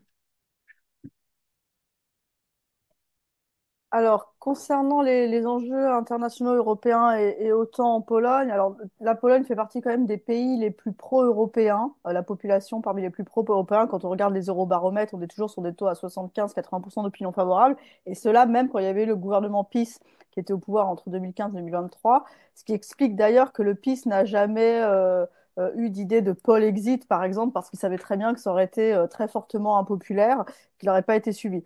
Évidemment aussi, un pays qui est très pro-OTAN, la Pologne qui est rentrée dans l'OTAN donc en 99. Donc voilà. Concernant ensuite les voisins proches et ce qui préoccupe un peu maintenant les Polonais, c'est-à-dire la Russie, le Bélarus et l'Ukraine, là, les positions ne sont pas nécessairement alignées. Donc, la Russie, évidemment, il y a un consensus sur le fait que ce soit une menace, le Bélarus aussi. Le Bélarus, la Pologne, en gros, depuis fin des années 2010, et surtout depuis le coup d'État en fait d'août 2020, ne considère plus du tout le Bélarus comme un État tampon. Hein, c'est un État qui est un vassal de la Russie, une annexe de la Russie, et donc il faut s'en prémunir évidemment. Et c'est pour ça qu'on a notamment un projet dont vous avez peut-être entendu parler qui s'appelle le bouclier Est et qui est en fait la fortification de la frontière orientale de la Pologne avec le Bélarus, mais aussi avec l'enclave de Kaliningrad, qui est un projet en fait où eh bien, on fortifie littéralement la frontière avec des champs de mines, des hérissons, des dents de dragon, des fossés anti-chars, ce genre de choses, vraiment une infrastructure en fait pour protéger le territoire et pour en interdire l'accès. Alors, concernant l'Ukraine, là, il n'y a pas nécessairement de consensus en Pologne, bien que la Pologne soit parmi les premiers donateurs à l'Ukraine pour l'aide militaire sur certaines classes d'armes. D'ailleurs, la Pologne est le premier donateur hein, pour l'Ukraine. Et l'aide humanitaire aussi. Hein. Il y avait actuellement un peu moins d'1 million de réfugiés ukrainiens en Pologne. Hein. C'est énorme pour un pays quand même qui compte 38 millions d'habitants. Alors, si on regarde un peu les différents partis, comment les différentes forces se positionnent, donc la coalition au pouvoir, la coalition civique, qui regroupe donc tous ces différents partis, elle est évidemment favorable à l'aide à l'Ukraine, l'envoi de matériel, l'accueil de réfugiés. Par contre, ce qu'on constate, c'est qu'il n'y a pas du tout de volonté d'envoyer des troupes au sol. Et ça pour plusieurs raisons. C'est les enjeux mémoriels, ce sont les enjeux mémoriels, notamment la question des massacres de Volhynie, ces massacres qui ont eu lieu pendant la Seconde Guerre mondiale, perpétrés par les Ukrainiens sur la population polonaise. Les Polonais estiment de façon générale que les Ukrainiens devraient reconnaître que des massacres ont été commis durant la Seconde Guerre mondiale. Les Ukrainiens, d'une certaine façon, les expliquent en disant qu'il fallait que toute action entreprise durant la Seconde Guerre mondiale visait à l'indépendance et que voilà, on ne va pas revenir dessus. Ce que demandent les Polonais notamment, c'est l'exhumation des restes des défunts. Et voilà, donc ça, c'est une question qui est vraiment extrêmement épineuse et qui entache vraiment les relations entre la Pologne et l'Ukraine. Donc, pas de troupes au sol parce que justement, il y a cette question des massacres de Volhynie qui n'est pas résolue. La coalition civique estime qu'il faut une aide politique et logistique aux troupes qui iraient sur place, par exemple les Français et les Britanniques. Et surtout qu'en fait, la Pologne est là en fait, pour maintenir la dissuasion face à Kaliningrad et au Bélarus. C'est-à-dire qu'il ne faut pas en fait se priver en fait, de toutes ces troupes pour les envoyer en Ukraine et de laisser en fait finalement démunie la Pologne vis-à-vis de ces deux régions Kaliningrad et Bélarus, d'où une attaque pourrait venir. C'est d'ailleurs pour ça aussi que la Pologne est dans un programme de réarmement massif, hein, avec 5% du PIB dans la défense, avec une armée, là le Premier ministre Tusk a annoncé qu'elle va monter à 500 000 hommes, alors que les projections initiales c'était 300 000. Donc 500 000 hommes, c'est gigantesque, et c'est une armée aussi qui serait considérée comme la première armée d'Europe parce que les capacités qui sont prévues, les capacités que la Pologne souhaite acquérir, la placerait loin devant toutes les autres armées, l'Allemagne ou la France. Hein. On parle de 1600 chars, 1000 lance-roquettes multiples, c'est vraiment des chiffres qui sont inédits depuis la fin de la guerre froide et qui feraient donc de la Pologne la première armée d'Europe. Notamment, pourquoi justement la Pologne justement met en place cette dissuasion conventionnelle, c'est parce que évidemment on craint une attaque. Alors les évaluations varient. Certains interlocuteurs avec qui j'ai pu parler estiment que la prochaine attaque russe, si les Russes font une attaque à horizon 4 ou 5 ans, s'il y a une mauvaise paix en Ukraine, notamment s'il y a un désengagement américain, serait la Moldavie. D'autres estiment que d'ici à horizon 4 ou 5 ans, si on a les mêmes conditions, donc désengagement américain et mauvaise paix en Ukraine, eh bien, ça serait les Baltes puis la Pologne qui seraient concernés par une attaque. On parle d'horizon 4 ou 5 ans parce que les Polonais estiment que les Russes ne sont pas en état de toute façon maintenant de mener une deuxième guerre. Donc voilà, il y a cette perspective-là. Et vraiment, le scénario catastrophe pour la Pologne, c'est la mauvaise paix en Ukraine, c'est-à-dire qu'on cède aux desiderata du président Poutine et en plus, on a un désengagement américain. Le désengagement américain, par les forces politiques polonaises, il est prévu, il est envisagé et il ne fait pas peur si la paix en Ukraine est négociée à l'avantage des Ukrainiens. Donc on est vraiment dans cette perspective-là en Pologne. Alors, donc voilà, pour la coalition civique, donc continuer à aider l'Ukraine et aussi plaider pour que l'Ukraine entre dans l'Union européenne. Et d'ailleurs, c'est l'objectif de la présidence polonaise de l'Union européenne qui est en cours actuellement pour les 6 premiers mois de l'année. Donc on a voilà un parti qui est extrêmement pro-ukrainien. Du côté de l'opposition, du côté du parti Droit et Justice, on est sur une position plus nuancée. Évidemment, il faut aider l'Ukraine. Évidemment, on n'enverra pas de troupes au sol, pour les mêmes raisons, pas de troupes au sol. Et concernant l'adhésion à l'Union européenne de l'Ukraine, alors c'est conditionnel. Euh, l'Ukraine, le PiS soutiendra l'entrée de l'Ukraine dans l'Union européenne seulement si elle avance sur la question donc, des massacres de Volhynie. Notamment donc la question des exhumations. Donc ça reste vraiment important dans l'agenda. Et du côté de l'extrême droite, un parti qui s'appelle Confederacja, dont le candidat actuellement est à 18% dans les sondages pour l'élection présidentielle. Alors là, on considère en fait que les Ukrainiens profitent et abusent de l'aide polonaise, qu'on a une ukrainisation de la Pologne qui est en cours, vu le nombre de réfugiés qu'il y a en Pologne, et que ces Ukrainiens en fait profitent de l'aide de la Pologne, alors que la Pologne en fait se saigne tant pour les accueillir que pour les aider en envoyant des armes sur place, et que donc en fait il y a une sorte d'ingratitude finalement des Ukrainiens à l'égard de la Pologne. Alors cette position-là d'ukrainisation de la Pologne, elle est aussi liée au fait que on estime que les Ukrainiens sont d'une culture différente. Ils ne sont pas catholiques, ils sont orthodoxes. C'est pas la même langue, ils écrivent pas avec l'alphabet latin, ils écrivent avec l'alphabet cyrillique. Donc en fait, c'est une autre culture en fait, et donc c'est pour ça que l'extrême droite joue sur cette ukrainisation de la Pologne. Il faut aussi savoir que du côté polonais, euh, on est à 3 ans donc depuis le début de l'invasion à grande échelle de l'Ukraine.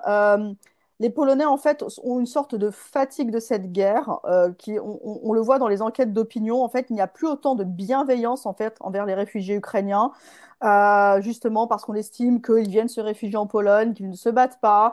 Il y a l'image en fait qui circule beaucoup, qu'on a vu circuler beaucoup, notamment dans la presse, hein, des récits qui étaient reliés que l'Ukrainien en fait c'est quelqu'un qui vient avec sa Tesla et qui habite dans une villa de la banlieue chic de Varsovie. Ça, c'est une image qui a beaucoup circulé en fait. Et aussi, il y a une fatigue de l'accueil parce qu'il y a beaucoup de Polonais qui ont accueilli des réfugiés à domicile, chez eux en fait. Il y a en gros 7% des Polonais qui ont fait ça. Et en fait, ces Polonais qui ont fait ça ne se sont pas rendus compte à quel point c'est difficile en fait d'accueillir un réfugié de guerre.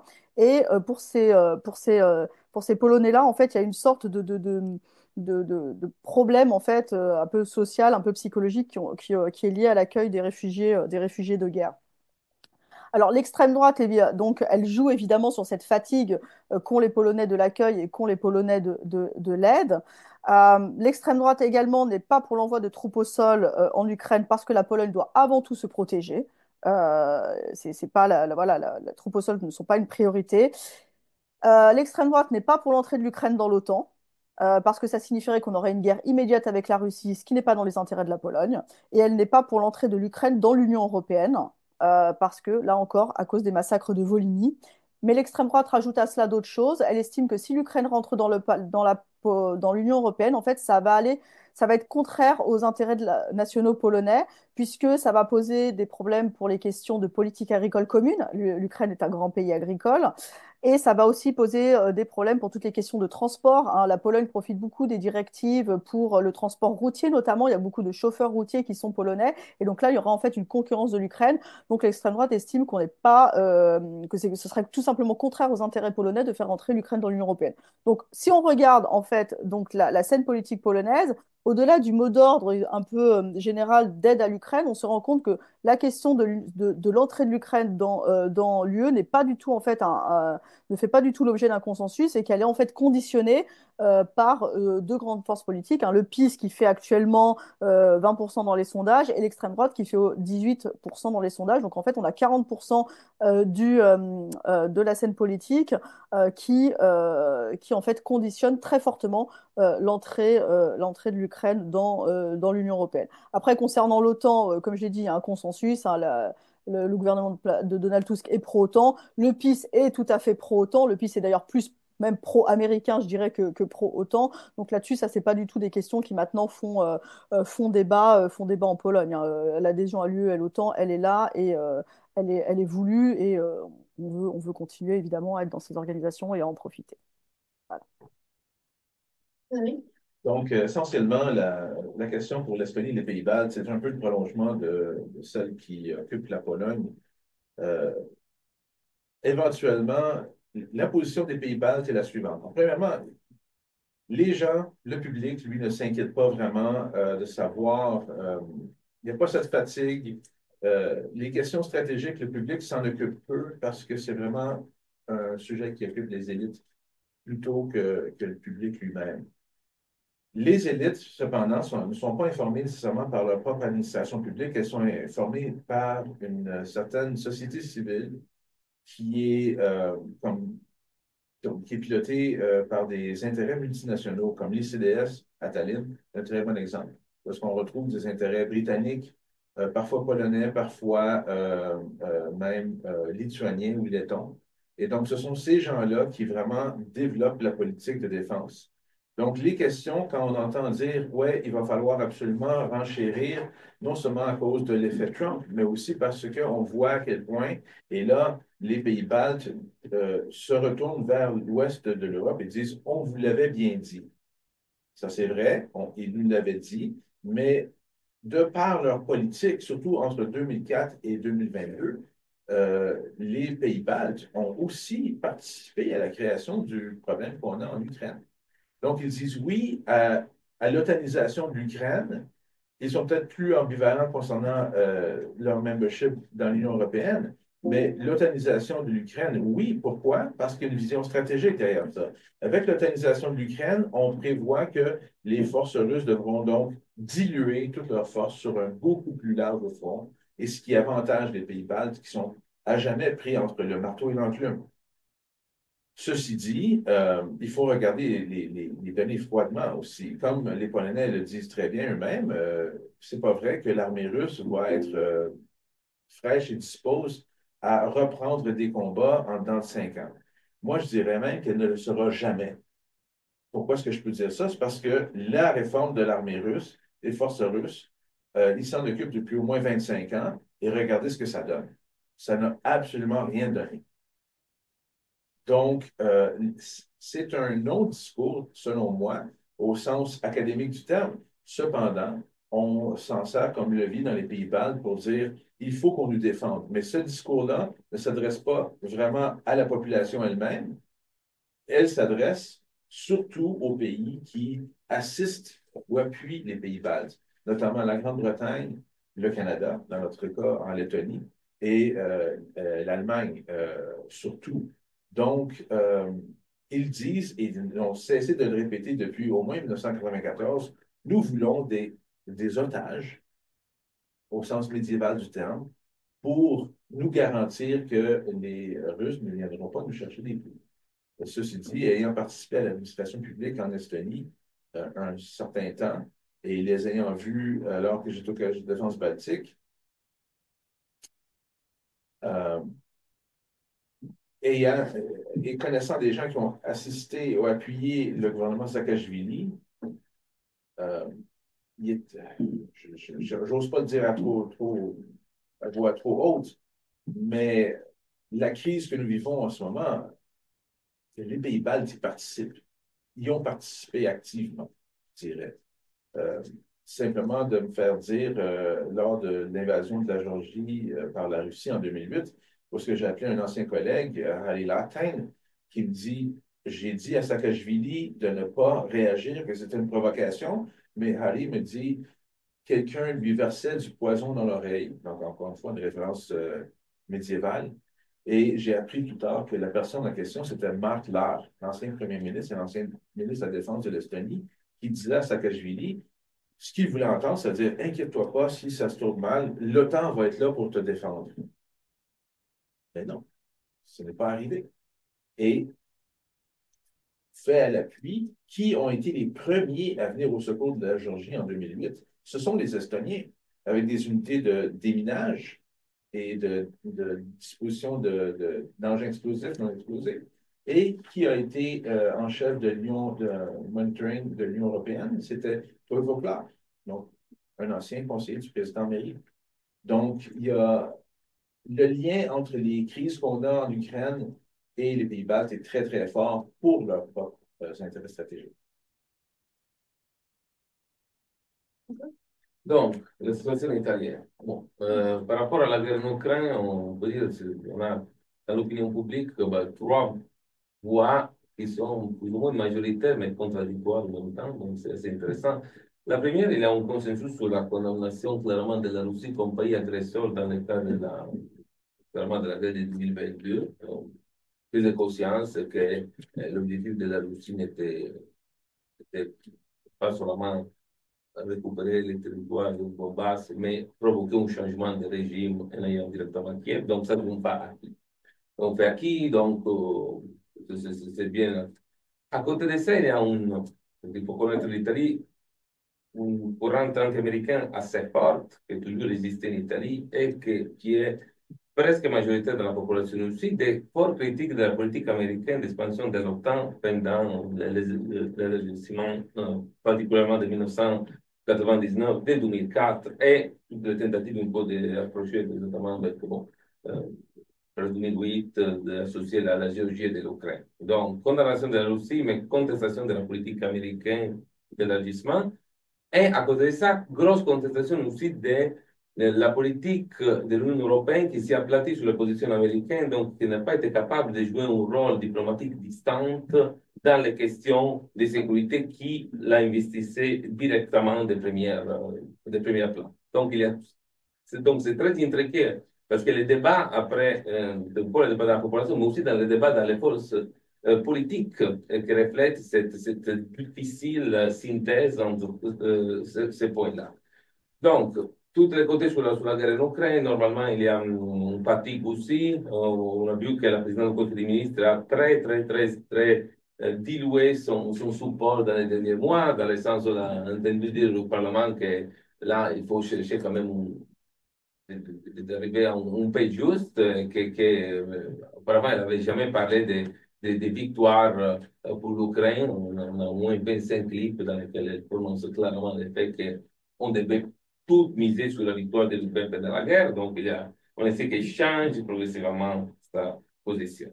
Là, comme je te dis déjà, à droite même, la Ligue essaie de récupérer cet espace pro-russe qui l'appartenait pleinement avant de l'invasion de la Russie contre l'Ukraine.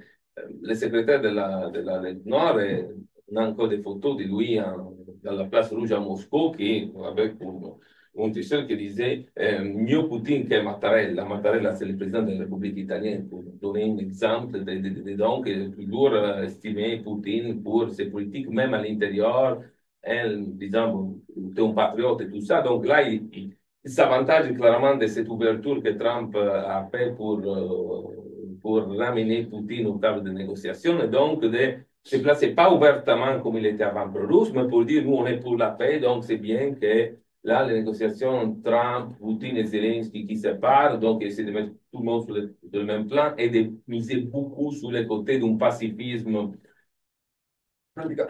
total. Après, on a les gros dilemmes de Meloni qui est indécis sur le réarmement. Ils essayaient de faire changer le nom dans Défendre l'Europe par rapport à l'Army Europe, donc pour essayer de mieux le présenter à l'intérieur. On a Forza Italia qui est pour le plan de réarmement européen, là. Et après, on a toute la gauche. Le mouvement 5 étoiles qui est du même côté pacifiste, mais donc d'éviter, et pour l'Europe, mais en évitant un réarmement européen. Et après, on a les partis démocrates qui est contre le réarmement des États européens un par un, mais à faveur d'une intégration européenne sur une défense commune. Donc, on a toute cette... Et donc, on a des votes, des fois même au Parlement européen, qui sont extrêmement variés en Italie, parce qu'il n'y a pas vraiment une politique claire sur quoi faire. Donc, c'est extrêmement... Et de plus, comme on disait pour les autres pays, réarmer l'Italie, ça signifie détourner des fonds du secteur de l'économie à l'intérieur et le monde, la population ne va pas être contente parce qu'on est quand même dans une situation économique qui, après une petite reprise, devient de plus en plus difficile. Pouvoir d'achat, remise de l'indice des salaires avec l'inflation, on mettra à l'arrière. Donc, la population, c'est bon investissement massif dans le réarmament qui n'est pas fait dans un contexte d'intégration européenne plus large, va sûrement être massivement contre, il y a ça aussi. Et donc, il y a tout ce concept-là. De l'autre côté, on a la question des États-Unis. Comme ça, je peux répondre aussi à la question. La question des États-Unis, c'est extrêmement aussi compliqué pour l'Italie parce que on sait le côté des relations transatlantiques. Meloni a beaucoup investi sur ça, même sous Biden. Et là, c'est sûr qu'avec bon, les tarifs douaniers, l'Italie va payer des prix. Et étant donné qu'il y a un pays qui exporte beaucoup dans les États-Unis, c'est sûr que c'est le troisième partenaire d'exportation. Donc, c'est sûr que ça va impacter énormément l'économie italienne. Donc, Meloni doit essayer de calmer les jeux avec Trump, mais ne peut pas non plus trop se détacher de la politique européenne parce que sinon, va devenir irrelevant à l'intérieur des équilibres. Donc, c'est une situation presque intenable pour elle. Et on a aussi le gros problème, selon le changement d'attitude des États-Unis, que l'Italie, il ne faut pas l'oublier, on est un pays de l'OTAN, bien sûr, mais on a un accord bilatéral avec les États-Unis qui fait en sorte qu'on a une cinquantaine de bases militaires américaines, pas de l'OTAN, sur le sol italien. Donc, il y a ça aussi, il y a aussi tout ce raisonnement à faire sur une approche de l'administration Trump qui est plus hostile envers les Européens, comment ça va refléter pour la situation de défense intérieure de l'Italie, parce qu'on a une présence militaire qui est depuis 1955 et qu'on ne sait même pas les contenus parce que les accords bilatéraux qui ont été signés sont secrets. Donc, on ne sait même pas ni combien de bases sont des estimations, ni combien de bases, ni quels sont les accords. Donc, il y a tout ce côté aussi de la défense internationale. Donc, ça a vraiment ouvert, je dis, comme l'arrivée de Trump et la réouverture de ce débat sur le gouvernement européen a mis vraiment, in général, pas seulement la majorité, mais toute la classe politique italienne dans une position d'attente, on ne sait pas où aller. Et pour ça, pour répondre à la question, je termine, pour Meloni, ce sera compliqué.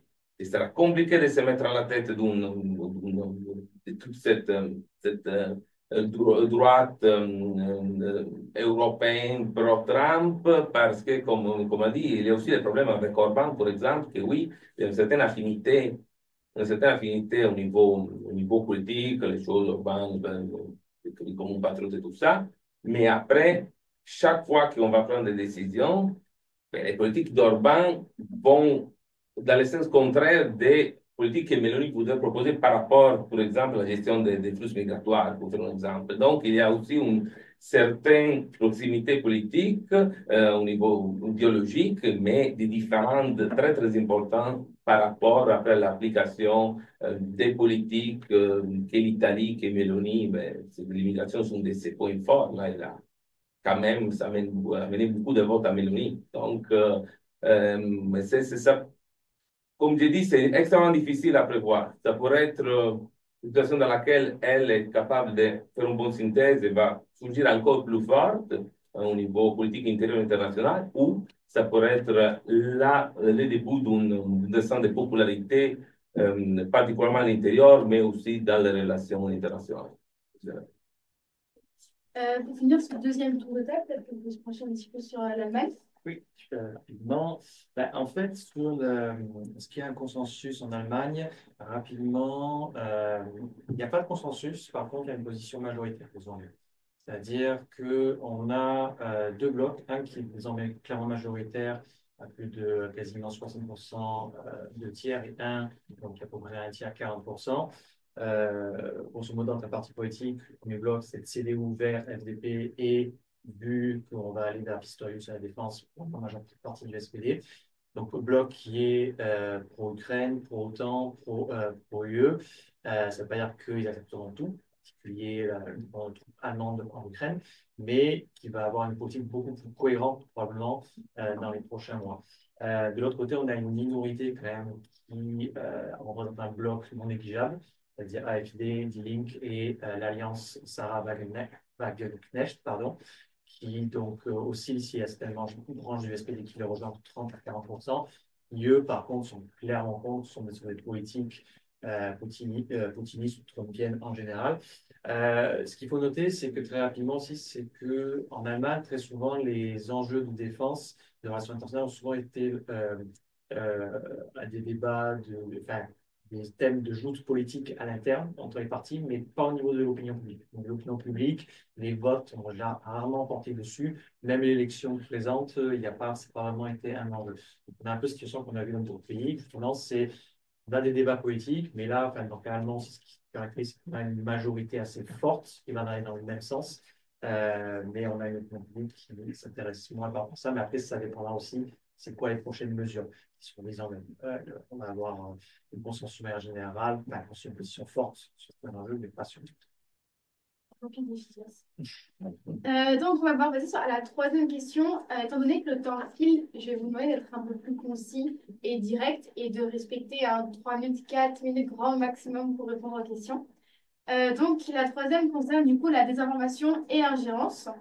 Donc, dans quelle mesure, au cours des derniers mois, y a-t-il eu des vagues de désinformation ou d'ingérence dans les pays dont on discute depuis une heure et demie, en particulier en lien avec les enjeux de sécurité européenne, donc la guerre russo-ukrainienne, les mesures de dissuasion face à la Russie. Et le cas échéant, donc, quelle fut la réaction des autorités? Peut-on craindre à nouveau de telles campagnes dans ces pays? Et si oui, de quelle sorte? Magdalena, je vous laisse. On peut changer ça si vous préférez. En 3 minutes. Non, non, c'est en 3 minutes, c'est ça. C'est désinformation, oui, bien sûr, partout. Partout, il y a des informations. Le terrain est plus fertile en Moldova qu'en Géorgie, parce qu'en Moldova, il y a des russophones, ça se passe sur Telegram, et la grande partie des russophones regardent les médias en russe. Donc, voilà, en Géorgie, ce n'est pas le cas, parce que la population ne parle plus le russe, sauf les personnes âgées. Voilà, déjà.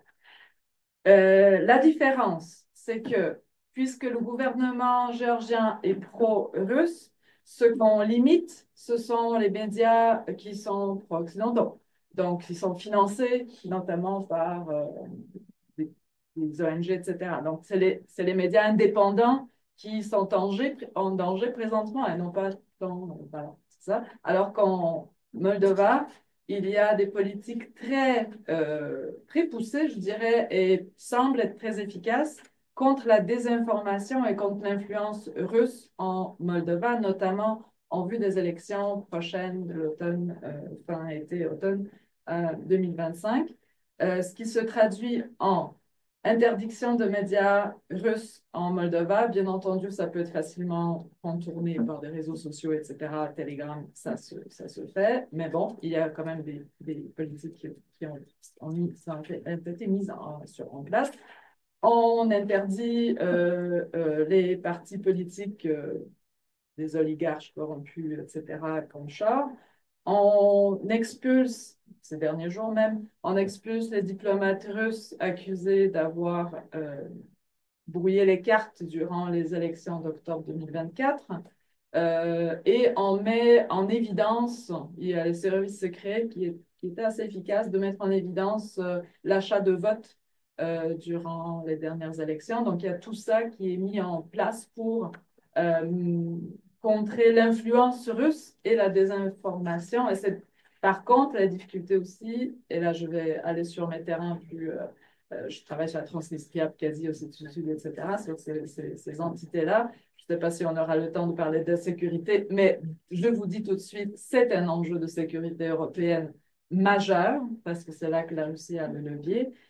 En Moldova, le problème est non seulement la Transnistrie, mais aussi la Gagaouzie. Il y a une autonomie territoriale gagaouze. Les Gagaouzes sont non seulement russophones et turcophones parce qu'ils parlent gagaouze, mais majoritairement russophones et pro-russes, mais comme à majorité 99%.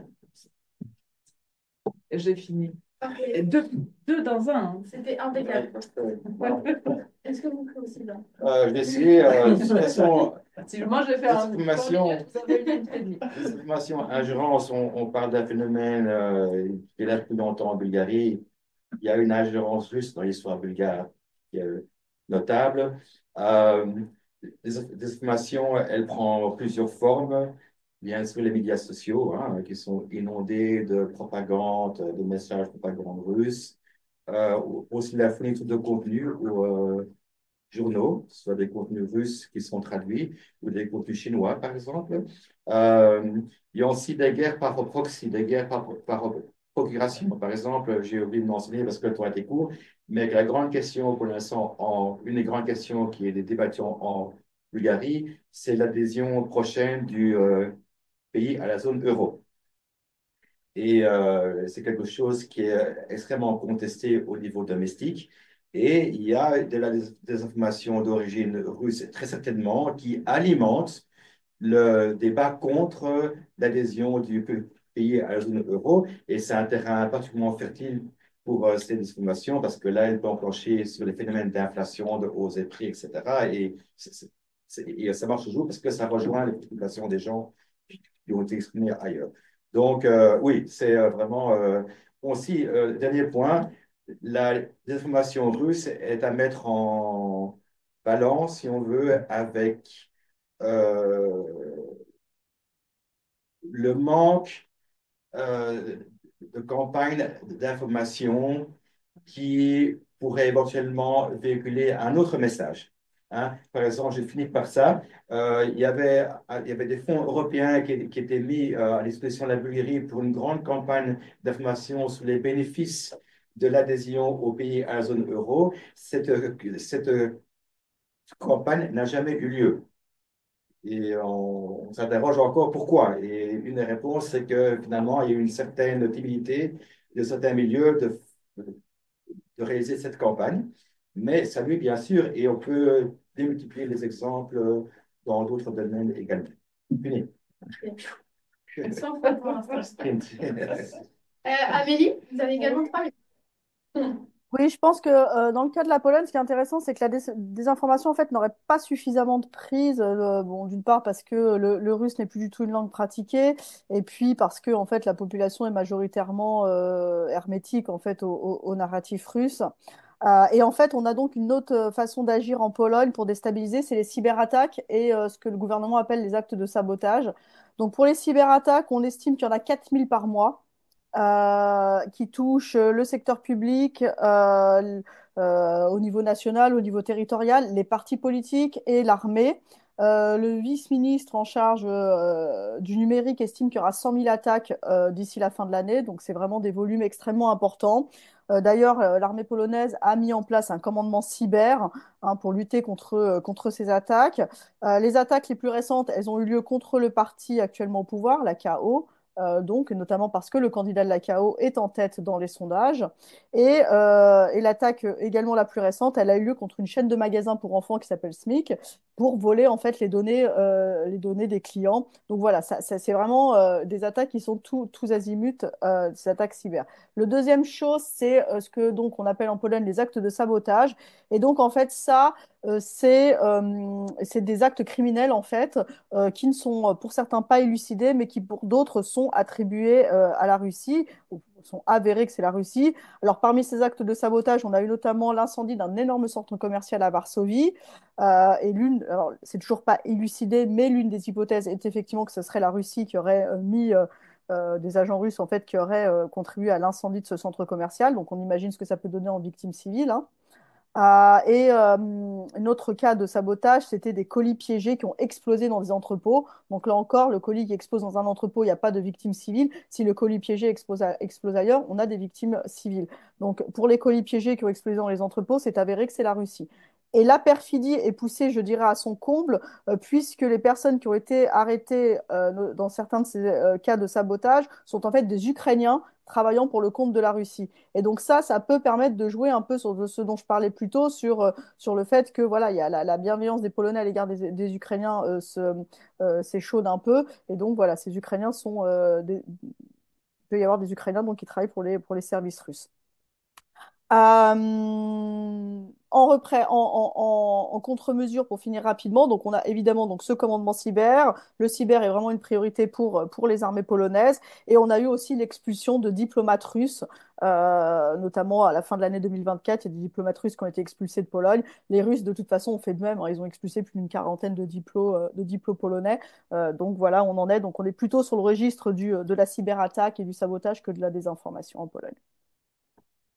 Super. Merci beaucoup. Frédéric. Ici, en Estonie, c'est différent. Premièrement, parce que les jeunes premièrement, les jeunes sont tellement attachés même les russophones sont tellement attachés au mode de vie occidental qu'ils ne veulent rien savoir de ce qui se passe à l'Est. Aussi, en 2007, avec l'attaque cybernétique suite au déplacement du soldat de bronze, ça a touché tout le monde, tous azimuts. Donc, tout le monde s'en souvient. Donc, ils ne peuvent plus faire de. L'Estonie est extrêmement électronifiée. Donc, tout s'est arrêté et ça a touché tout le monde. Plus personne ne recevait sa paye, etc., etc. Donc, ça, les gens s'en souviennent. Donc, l'influence, les mesures d'influence sont souvent traditionnelles en Estonie. Donc, on a pu même voir un de nos collègues se faire arrêter pour espionnage l'année dernière et se faire condamner pour espionnage. Donc, un Russe qui travaillait en Estonie depuis une trentaine d'années à l'Université de Tartu. Et il semble que ce soit vrai.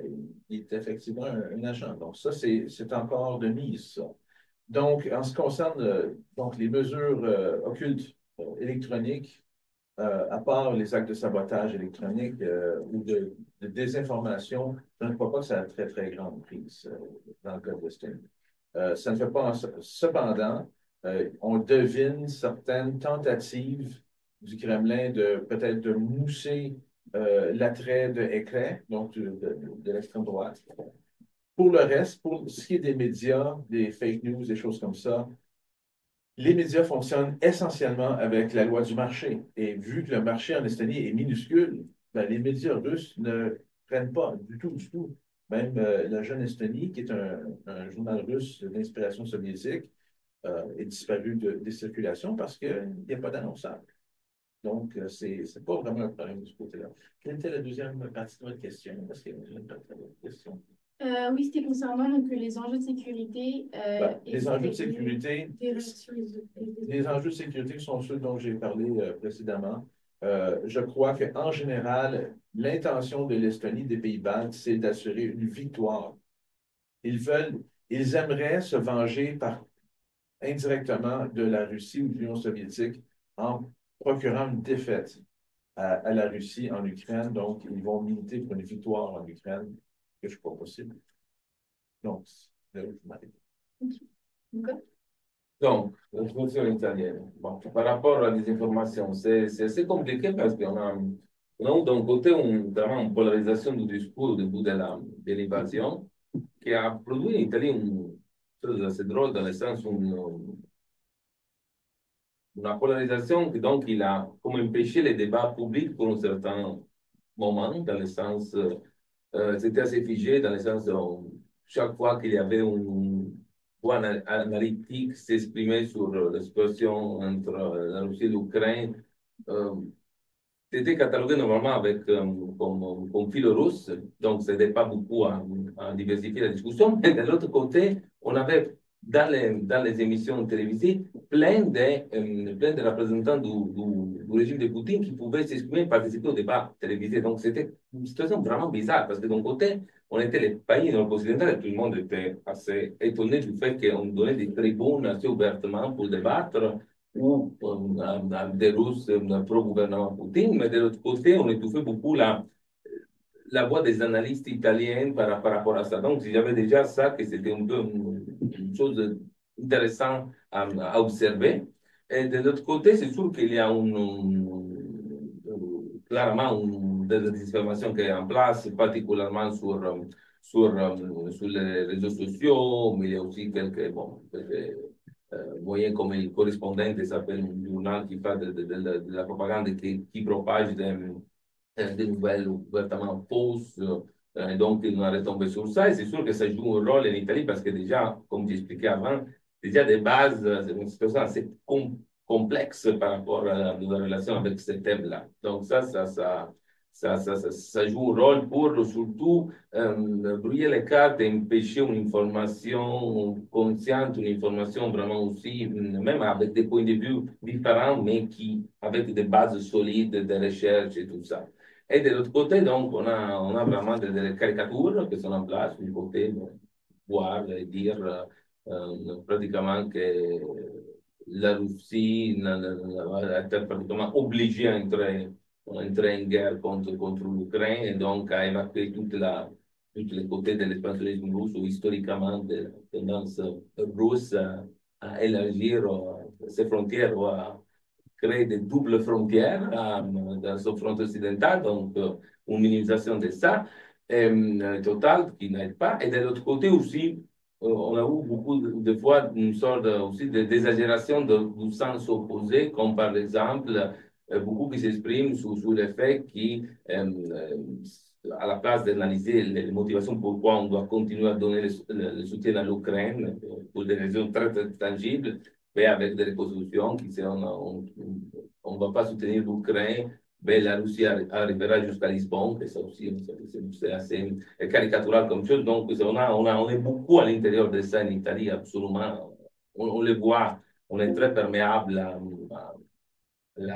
à caricaturer un peu les événements et donc à brouiller beaucoup les cartes, ne pas avoir une information possible appuyée sur des analyses des chercheurs ou des analyses scientifiques. Laurent, Oui, je vais essayer de faire les 2-3 minutes avec les 5 points que j'ai. Donc rapidement, oui, des informations très présentes également. Des informations russes, qui s'est beaucoup appuyé quand même à travers la propagation de narratifs sur des croyances ou des visions qui préexistaient. En particulier, en Allemagne, on a eu longtemps ce qu'on appelle la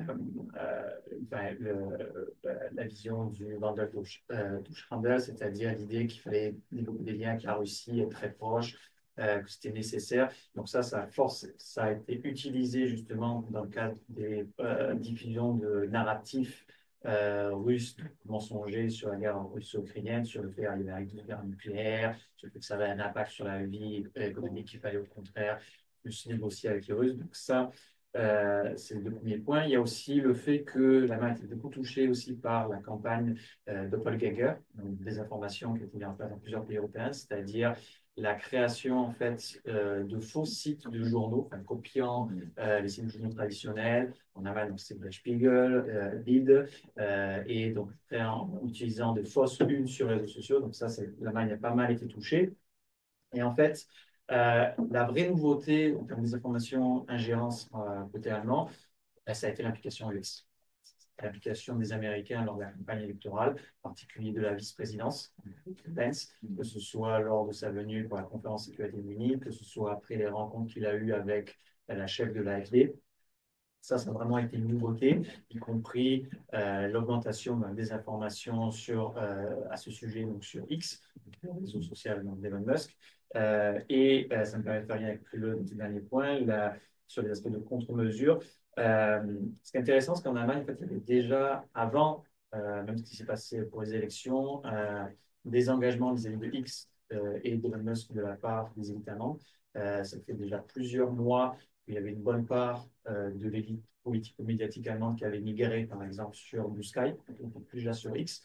Et après, en fait, en termes de contre-mesures sur plus les ingérences, on voit qu'il y a une évolution, puisque désormais, excepté les partis populistes, même les partis traditionnellement pro-américains tels que la CDU ou le FDP sont devenus maintenant très méfiants vis-à-vis des États-Unis et donc sont dans une mentalité il faut réagir, on ne peut pas accepter qu'on ait donc des Américains par exemple qui participent à des meetings de l'AfD et promeuvent donc un parti qui descend très clairement des partis néo-nazis. Voilà. est-ce qu'on peut faire une dernière question? Oui. On peut passer éventuellement de la question, mais très rapidement, je pense. Comme cette question-là. De toute façon, on dépend des pays, parce que la question sur les études. Il faudrait arrêter d'avoir des meetings à Munich. Mauvaise idée, oui. Et du coup, une dernière question, c'est concerne les élections. Donc, est-ce que dans les 12 prochains mois à venir, il y a des élections prévues dans les États que vous présentez aujourd'hui? Et pensez-vous que dans le cadre des décisions prises actuellement par les gouvernements des pays dont vous êtes spécialiste, on risque d'avoir un changement de cap, donc en matière de politique, de défense ou de l'attitude vis-à-vis de la Russie, ou encore même l'architecture sécuritaire transatlantique pour les concernés? 2 minutes. D'accord. En Géorgie, pas d'élection. Déjà, pas d'élection. On vient d'avoir des élections. Il n'y a pas d'élection présidentielle. Il n'y en aura plus. Donc, pas d'élection. Des gens dans la rue, oui. Mais il faudrait, pour changer de cap, il faudrait qu'il y ait une révolution, ce qui me paraît peu probable. Donc, quelque chose de gringal. Pas de changement de cap à venir. En Moldova, oui, il y a des élections, je l'ai mentionné, il y a des élections parlementaires qui peuvent changer le cap, qui peuvent effectivement changer la force que présentement Maya Sandu a, donc l'orientation pro-européenne. Tout dépend des questions des informations médias, etc., mais aussi de la mobilisation des électeurs à l'extérieur de la Moldova. Et on sait que pour les élections parlementaires, ces électeurs-là se mobilisent beaucoup moins que pour les présidentielles ou pour un référendum. Pour la sécurité, je vais juste en fait parler des conflits gelés parce qu'il me semble que dans l'architecture de la sécurité européenne, on n'en parle pas beaucoup et ce sont des leviers par excellence pour la Russie. Et elle les détient toujours. Le démantèlement de l'Abkhazie, Transnistrie n'a pas eu lieu et n'aura pas lieu là où on va, parce qu'on s'en va probablement, si on s'en va vers quelque chose en Ukraine, ça sera probablement un conflit gelé, ce qui amène le fait que la Russie va demeurer très forte dans la région de la mer Noire et par conséquent pourra avoir un levier très fort dans l'architecture de la sécurité européenne à travers ses bases militaires, notamment dans ses États de facto, etc. Élection en Bulgarie, ben, ça dépend de la survie du gouvernement. Selon les déclarations qui ont été faites, c'est que la priorité serait à l'adhésion à la zone euro et qu'après, les jeux seraient rouverts. Donc, on parle de l'été et après, on verra. Parce que la coalition, elle n'est pas du tout solide, elle a une très courte majorité et en plus, un recomptage des voix qui a redonné une redistribution des sièges au Parlement qui a encore amoindri la majorité de la coalition avec l'entrée de nouveaux partis. Enfin bon, bref, c'est très compliqué. Élection présidentielle en 2026, scrutin direct à deux tours à la française, qui aura une valeur de thermomètre, hein, on verra bien. Pas impossible d'avoir un scénario à la roumaine avec un candidat d'extrême droite, résolument pro-russe, qui sera au second tour, qui sera à la fois une bonne nouvelle, une mauvaise nouvelle. Une bonne nouvelle parce que ça en fait rallierait la société contre ce candidat, donc ses chances de gagner seraient quand même assez moindres, mais le risque est grand que quelque chose d'autre puisse passer.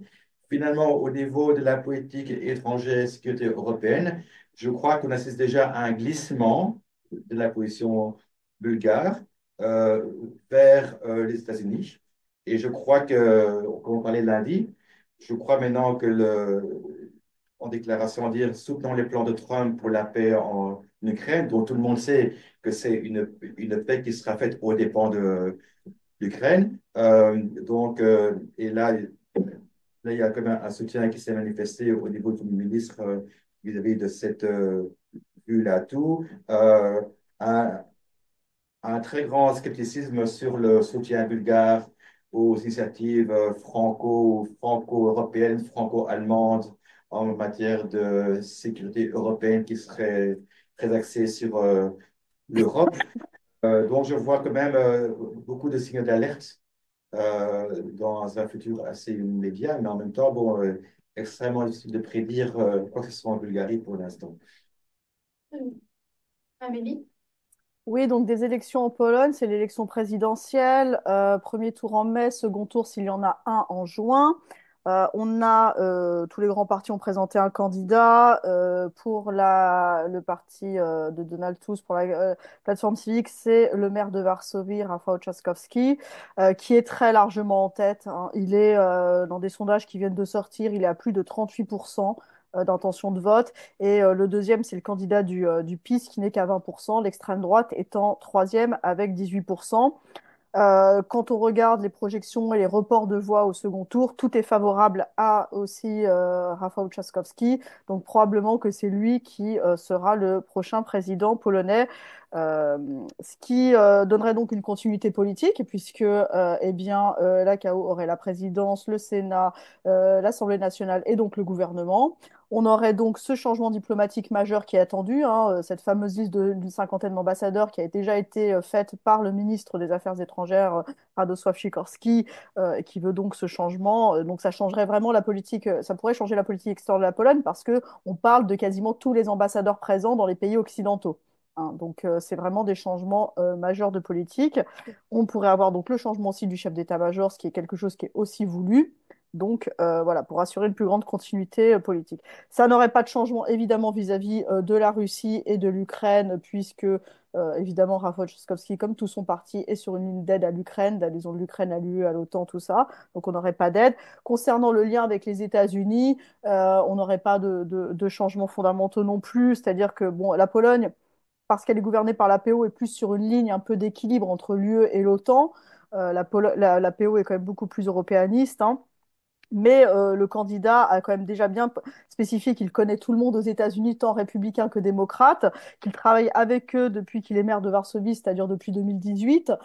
Donc il y a aussi l'idée de dire que voilà, il est capable d'assurer en tant que président le lien avec les États-Unis dans cette volonté de rééquilibrage quand même qu'a le gouvernement Tusk, notamment aussi le rééquilibrage des garanties de sécurité, le rééquilibrage de la garantie nucléaire notamment. Donc voilà, il serait dans cette ligne-là et on n'aurait donc pas de divergence comme il existe actuellement entre la présidence et le gouvernement. Très bien, merci. Donc, dans le cas de l'Estonie, Dieu merci, il n'y a absolument rien à prévoir en ce qui concerne des élections. Au point de vue stratégique et au point de vue de défense et sécurité, ce à quoi on peut s'attendre de la part des Estoniens, alors qu'ils cherchent à solidifier certaines alliances locales, ils vont seulement vouloir faire valoir aux Américains que oui, l'Estonie met de l'argent dans la défense, qui c'est pas des freeloaders, ou etc., etc. Donc ça va être dans le but de tempérer probablement l'administration Trump le temps que les élections de mi-mandat se fassent aux États-Unis.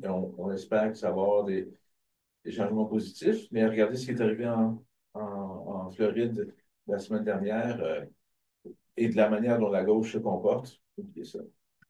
Oubliez ça. On est prêt avec Trump et avec un législatif républicain pour longtemps, je crois. Donc, je vais m'arrêter là. Ok. Luca? Rien de prévu en Italie de l'élection jusqu'à 2027. De la politique étrangère, ou la politique étrangère pourrait jouer un rôle. Euh, le gouvernement, à la limite, si les positions de la Lega Fratelli d'Italia deviennent intenables, pourrait avoir une prise de majorité par rapport à ça. Mais ça ne signifie pas nécessairement aller aux élections parce qu'on est une république parlementaire en Italie. Il y a aussi ça à tenir en compte parce que la Lega l'a déjà fait en 2019 d'élever la majorité au gouvernement duquel elle faisait partie. Mais Salvini avait juré sur la Constitution, mais l'avait probablement pas lu parce qu'il ne se rappelait pas qu'on était une république parlementaire. Et donc, on n'a pas eu des élections, c'est pour une autre majorité, lui est tombé à l'opposition. Donc, il y a ça aussi à tenir en compte. C'est toujours un risque parce qu'en étant une république parlementaire, tu peux former d'autres majorités du gouvernement. C'est inscrit dans la Constitution, le président de la République a le devoir, avant d'indiquer de nouvelles élections, de vérifier s'il y a des possibilités de majorité. Donc, ça, c'est une chose. Le deuxième, sur lequel il pourrait avoir une crise de gouvernement, c'est la réforme du premier rang. Donc, Meloni propose que une élection directe du président du Conseil des ministres, que c'est quelque chose d'assez bizarre, en gardant aussi encore le président de la République, donc c'est quelque chose d'assez bizarre. Mais pour arriver à là, il faut arriver par rapport à ça avec un référendum de changement de la Constitution, qui normalement est toujours très très risqué pour un gouvernement en charge. Donc si jamais elle va aller au bout de ça et propose le référendum constitutionnel, elle le perd, alors là, oui, elle pourra se démettre, donner la démission, mais je pense qu'elle est assez intelligente pour éviter ce scénario-là. Madame Meloni, si voit que c'est risqué, elle va laisser cette réforme encore à côté. Et vous finir avec nous? C'est simple, vu que les élections ont eu lieu, donc là, normalement, on devrait être tranquille pour 4 ans, parce que bon, il y a quand même peu de chance. Enfin, la seule possibilité qu'il y ait de nouvelles élections, c'est qu'il y ait une gouvernementale, c'est-à-dire que c'est le volet du SPD plutôt pro-russe qui arrive à s'imposer. Après, on n'ira pas vers ça. C'est-à-dire, on va avoir stabilité pour 4 ans. Et donc, le seul changement qu'on va avoir, c'est plutôt un changement de cap, ou une affirmation de cap au niveau de la politique étrangère de défense, c'est-à-dire plus pro-ukrainien, pro-OTAN, mais pour autant au sens pilier européen, qui stratégique, pas dans une approche telle qu'on peut l'avoir en Bulgarie. Bon, en Pologne, là, ça va vraiment être axé sur un développement d'autres options, probablement, parce qu'encore une fois, totalement, je pense que les Allemands, peut-être en Europe, les Allemands avec les Danois sont les deux qui ont été le plus méchamment surpris par les attitudes de l'administration trumpiste et qui, de ce fait, sont le plus en mode on veut réagir. Donc, après, on a un peu de stabilité, mais on verra pas. Bah, écoutez, je pense qu'on a fait le tour. On a pu répondre à toutes les questions. Donc, merci beaucoup d'avoir participé, d'être venu et d'avoir pu répondre à toutes nos questions. Il reste 3 minutes, il me semble. Oui, ben, juste peut-être même 2 minutes maintenant. Donc déjà, merci beaucoup donc, à chacun et chacune d'avoir contribué à cette discussion. On aurait pu compléter d'autres questions, mais bon, à un moment donné, il faut s'arrêter. Mais je note que peut-être un fait qui serait intéressant à poursuivre plus tard dans différents débats, c'est dans quelle mesure, dans certains pays, c'est pas toujours le cas, mais dans quelle mesure c'est un pays a une personnalisation ou du moins une individualisation ou désindividualisation des partis politiques. Dans certains cas, on voit que c'est de plus en plus, j'exagère un peu, presque comme une secte, alors que, par exemple, il y a un seul leader, si on enlève là, alors que d'autres, justement, on a plutôt au maintien. Donc, je pense que ça pourrait être intéressant de voir dans plusieurs pays européens. Je crois qu'aussi, il faut se concentrer vraiment sur le divorce entre les élites et la population, surtout au niveau politique étranger. Et je crois que ne pas prendre cela en compte pourrait créer des surprises assez désagréables pour pas mal de gens qui ont des idées un peu préconçues et qui pensent que ces idées seraient acceptées par les autres, je pense à nos amis français. En- Et je crois qu'il y a vraiment un besoin de réinvestir l'Europe centrale et de l'Est. Il y a les Balkans qui sont sur le point d'exploser à nouveau et le silence de l'Union européenne est assourdissant à ce niveau-là. Et je pense vraiment il y aurait matière, je crois qu'il faut retravailler sur ces pays-là parce qu'on risque d'avoir des surprises assez désagréables. Je ne vais pas faire l'oiseau de mauvais augure, mais je crois qu'il faut.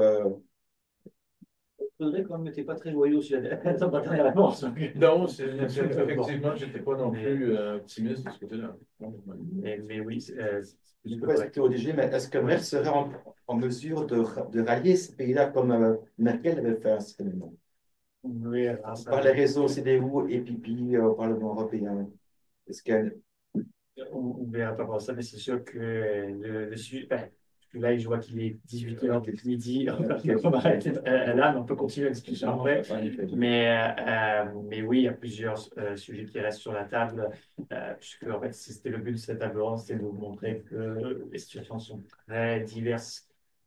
Pour certaines, mieux que ce qu'on pourrait attendre, c'est-à-dire avec quand même une stabilité, mais pour d'autres, quand même, ça reste très volatile. À partir de là, beaucoup d'idées préconçues, donc tu évoquais, genre, dans la mise en œuvre, risque de se, on va dire, retrouver mise à nu et de se révéler être plus des vœux pieux que malheureusement des mesures efficaces. Mais en tout cas, un grand merci donc, à vous toutes et tous donc, pour ces échanges. Merci à Charline pour la modération. Je vous souhaite donc une excellente journée ou soirée selon où vous êtes. Merci à tous. Merci. Merci à